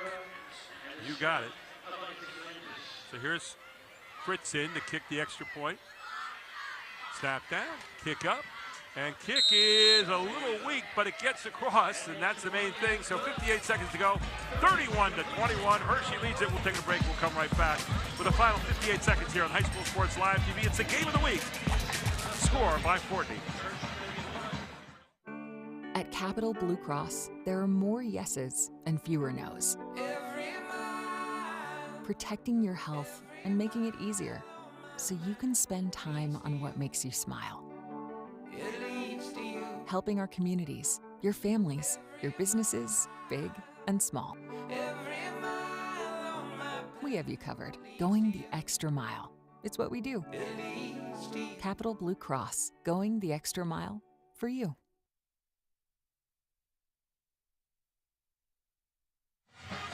Fortney now with over 100 total yards here tonight, but maybe a little too late. You might say here, 58 seconds ago, you're down 10. Do you have any hope? You have an onside kick coming up right here. Yeah, 21 points in the second half for Lower Dauphin. I always ask a question: was it, where was this in the first half? Was it just that Hershey outplayed them so much in the first half that they couldn't get anything going? Clearly, the rushing game was not there for Lower Dauphin. Second touchdown pass to Fortney tonight from Forney. That's been a good combination here in the second half. They've really opened things up, got 21 points. But again, 58 seconds to go, and all the good hands people are up in the front line there, led by Sweeney. And now the job generally here for Hershey will be the front guys usually will let the ball go unless it bounces right to them. And it's the second line guys that generally want to receive. There's a front line guy that just diving on it. Fell right on it. Nice job. Right at him, and he covered it up. And that was the younger of the two Sweeneys, I believe. Well, excuse me, it was not. No, it was rather number 3, Derek Guzman. Yeah. So Derek Guzman covers Good it up job. there. And that's something both teams practice at least once a week. Well, now you can get into the victory situation, can't you? Take the knee a few times. Well, they have 3 timeouts, Yeah. so they can use all 3 of those. One first down clearly wraps it up. But pretty hard for Lower Dauphin to score 10 points at this point. So I think they will run the ball. Looks like they're going to go left here with Cabrera. And there's Cabrera off the left side. Is Cabrera going to get one more? Ooh, big stick by Charlie Fortney on Cabrera. Charlie Fortney on Cabrera. Man, Cabrera banging his way inside the 40 for another first down. And Cabrera has had a beautiful game tonight on both sides of the football, Bill. Yes, he's matured as this season's gone by. I think they expected maybe a little too much out of him last year as a sophomore, but now he's matured into someone who's going to have his name out there starting his senior year next year. So Hershey, 35 seconds to go. And they're letting the clock run, so you could take a knee. They're going to hand off instead. It's Cabrera over the left side one more time, and Cabrera loose down and another first down inside the 30. He just won't stop. And you can let the clock run out here. So they don't need to run another play. Yeah, clock started. LD's not going to stop it. Now, nice ball game for Hershey tonight. Really was. Hershey's going to move to 4-5 now, and actually 4-2 in the division. Yeah, that's they can beat Palmyra next week and finish at least tied for second in their division. But how about 4-5 for Lower Dauphin? They now are 2-4 in the division. So we're going to take a break. We'll come back with our Capital Blue Cross postgame report. Your final here: Hershey 31, Lower Dauphin 21. This is High School Sports Live TV's Game of the Week. Back with our postgame show right after this.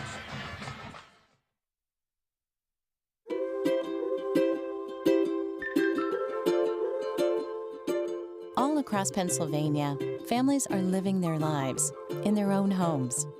Not long ago, none of these families believed it possible.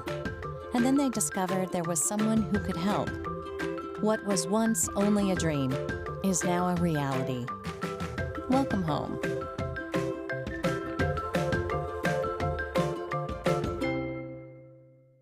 The The Jet Giambavo family of dealerships. 9 great franchises in 5 locations. Buick GMC, Hyundai, Genesis of York, Stettler Dodge Chrysler Jeep Ram, Giambavo Hyundai of Hanover, and our newest dealership, Jet Giambavo Mazda. The Giambavo family of dealerships. Over 30 million in new and pre-owned inventory. With a reputation for quality service after the sale, Giambavo is proud to serve your community. Find out why. The Jet Giambavo family of dealerships. 5 great locations. Online at Giambavo.com. At Capital Blue Cross, there are more yeses and fewer nos. Protecting your health and making it easier so you can spend time on what makes you smile. Helping our communities, your families, your businesses, big and small. We have you covered, going the extra mile. It's what we do. Capital Blue Cross, going the extra mile for you.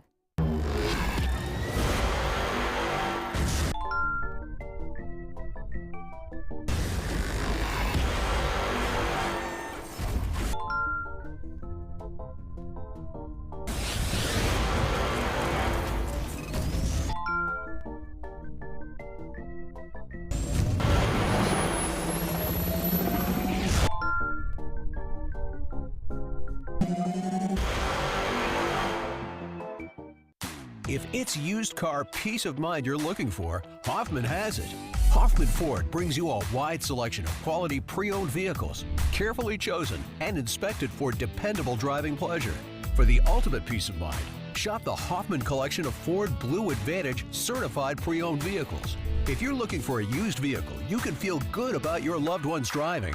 Hoffman has it. Hoffman Ford, just what you're looking for. Hoffman has it. We wake up with the sun. We live in a place we're proud to call home. For us, it's knowing that those we help are neighbors, friends, family. As the leader in providing the best orthopedic care for our community, we come together to do our part.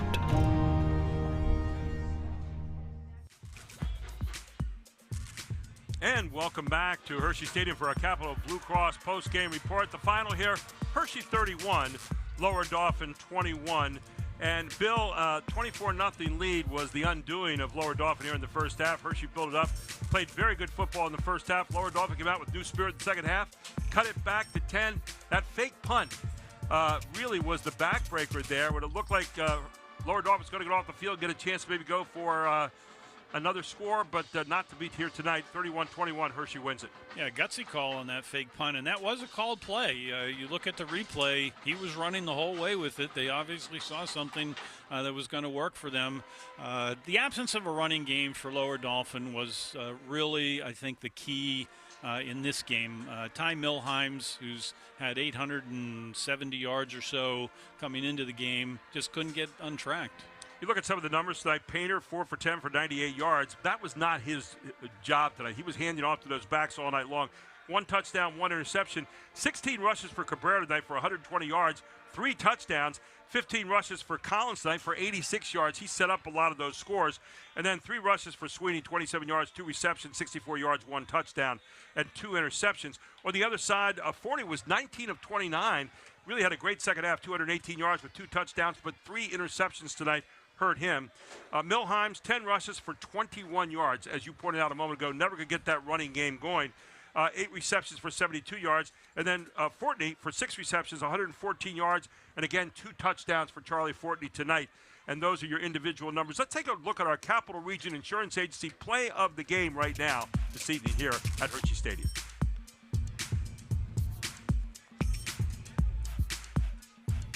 And you take a look here, and that was... This is the one-handed catch down the sideline. And, man, I'll tell you what a great catch it was. Take a look, just long, high catch, and then just pulling in with 2 hands. And that was the catch of the evening here on the sideline for Hershey tonight. And our Hoffman Ford player of the game this evening, as you might have guessed, this guy played really hard on both sides of the ball tonight. He had 3 touchdowns. He had over 120 yards. He is a guy who got it done all night long. Angel Cabrera. is our Hoffman Ford player of the game tonight, and take a look why. Yeah, all of his touchdowns came from short yardage, that tough yardage, but that's the style of their offense. They want to get inside the 5-10 line and just bang it in. 4-yard run, then a 2-yard run for the second touchdown, and then later on in the game, again from 4 yards out, you'll see him take it on in one more time. And Cabrera getting it done not only on offense tonight, but on defense as well, where he was a hammer back there at that linebacker spot. Well, it's been a lot of fun coming your way tonight. We've had 2 in a row. Last night an overtime game, and tonight, next broadcast is going to be next Friday, and it's the big showdown in York. Central York against York High over at Smalls Athletic Field right there in downtown York. 6:30 is our pregame show. 7 o'clock will be our game and our kickoff. We'd like to thank Invicta Incorporated tonight and Fox 43 Sports Football Frenzy.